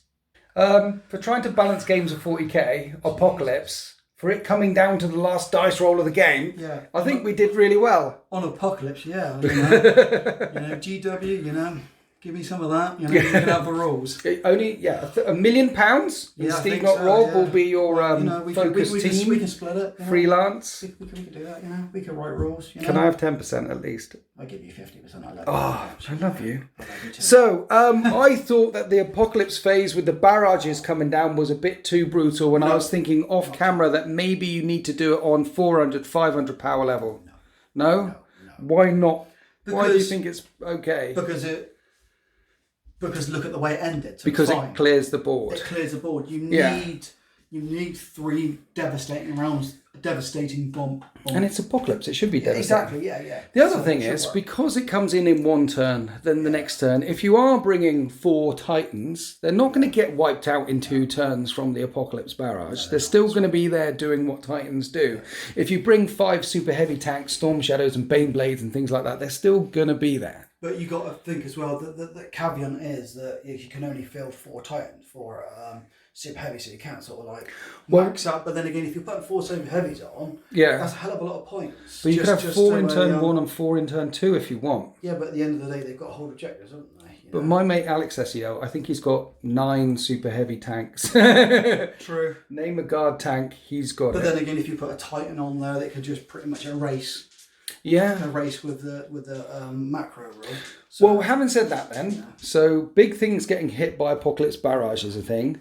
What about combat effectiveness check and half of the models getting taken away? Right. Surely the way to do it is not bring very many swarms. Well, clearly that's not the case because the little bugs won me the day. Really. They did actually. They've scored 5 points for 1 unit. So yeah. It says that if you go too super heavy orientated, then you're going to lose on points. Yeah. So I think it's really well balanced. You still need the little bugs. You need the little bugs. So if you just bring a huge, great big, Nidzilla list or a big Titan list, they're not gonna last. You just focus fire on things down. Yeah. And once you drop lots of a big point units, it really starts hamstringing you. You could and blast them away and stuff like that. The thing is, that was just our version of the custom rules. I'm sure if people put their hands up out there, there's probably about 100 or 1,000 or 10,000 different versions of Apocalypse rules that people use. If you want our 2-page version, instead email team@deploymentzone.tv and put Apocalypse in the subject title, and we'll send you the PDF, and then you can download it and play it yourself, or just rewind the video, because I think we explain it all there. I think the key is go for power, go for full squads, and combat effectiveness checks. What's one more thing? The Apocalypse barrage phase is optional. Because some people might find that a bit scary. And if you choose to use the Apocalypse, you cannot target characters. Don't target characters, The other thing you could do is just say, look, we'll have an Apocalypse barrage phase in turn 1. Yeah, exactly. Only. You can have it 1, 2 or 3. These are rough template of how to play it. Because we did you can again play it your own way. Play 40k your way, Because we did talk about in turn 3, do we want to do another Apocalypse barrage or should we leave it off for a threat? And you were like, no. No, we're having death. Bring the pain. We're having death. And I said, but I'll kill your Hierophant. That's fine. He deserves to die. It's all good. Yeah. And another caveat there is, even though you're playing Apocalypse, put a decent amount of line of sight blocking terrain down. Yeah. Similar to this is pretty balanced. You want a bigger map as well. You don't want a smaller map with a huge army or you're just going to think. And as well, as big as you can go. For fun and to make the game interesting, try and take as many objectives as say we've got down here. Again, you can custom it to 2 points, 1 point of thing. But try and put them all outside of your deployment zone. Yeah. Make yourselves move, okay? It makes a game far more immersive for yourself. Absolutely. Imagine, like I say, if there was a couple of objectives there, A couple of objectives here, open line of sight in the middle. You just stand there and shoot each other. And that's not fun. You don't want that. I think in the custom rules of Apocalypse in 5th and 6th, the rule was you had to put the objectives in no man's land in the middle, I think. You couldn't put them in your own deployment zone. Which it should be. And you think, really, this turned out as it started as an Apocalypse game, but ended up as a 40k game. By turn 4 and 5, where pretty much you're down to playing 40k. Yeah. Because you're... And if we weren't filming, I think that would have taken as long to film as a normal match play. Oh, definitely. As long to play as a normal match play. By the time, like, the longest thing you'll do, if you've got a swarm army, will be setting up. I think it probably took me longer to set my models out to show you and to put them on the board. So it could be done a lot. I think we probably wasted, I reckon, almost 2 hours on filming. Easily. What's the largest game of Apocalypse you've ever played? 100,000 aside. Was it? Beat me. Mine was 40k. We did a 40k. That was 2 days. Painted, over 4 6-foot tables with bridges in. How many days? 2. And did you finish it? Yeah.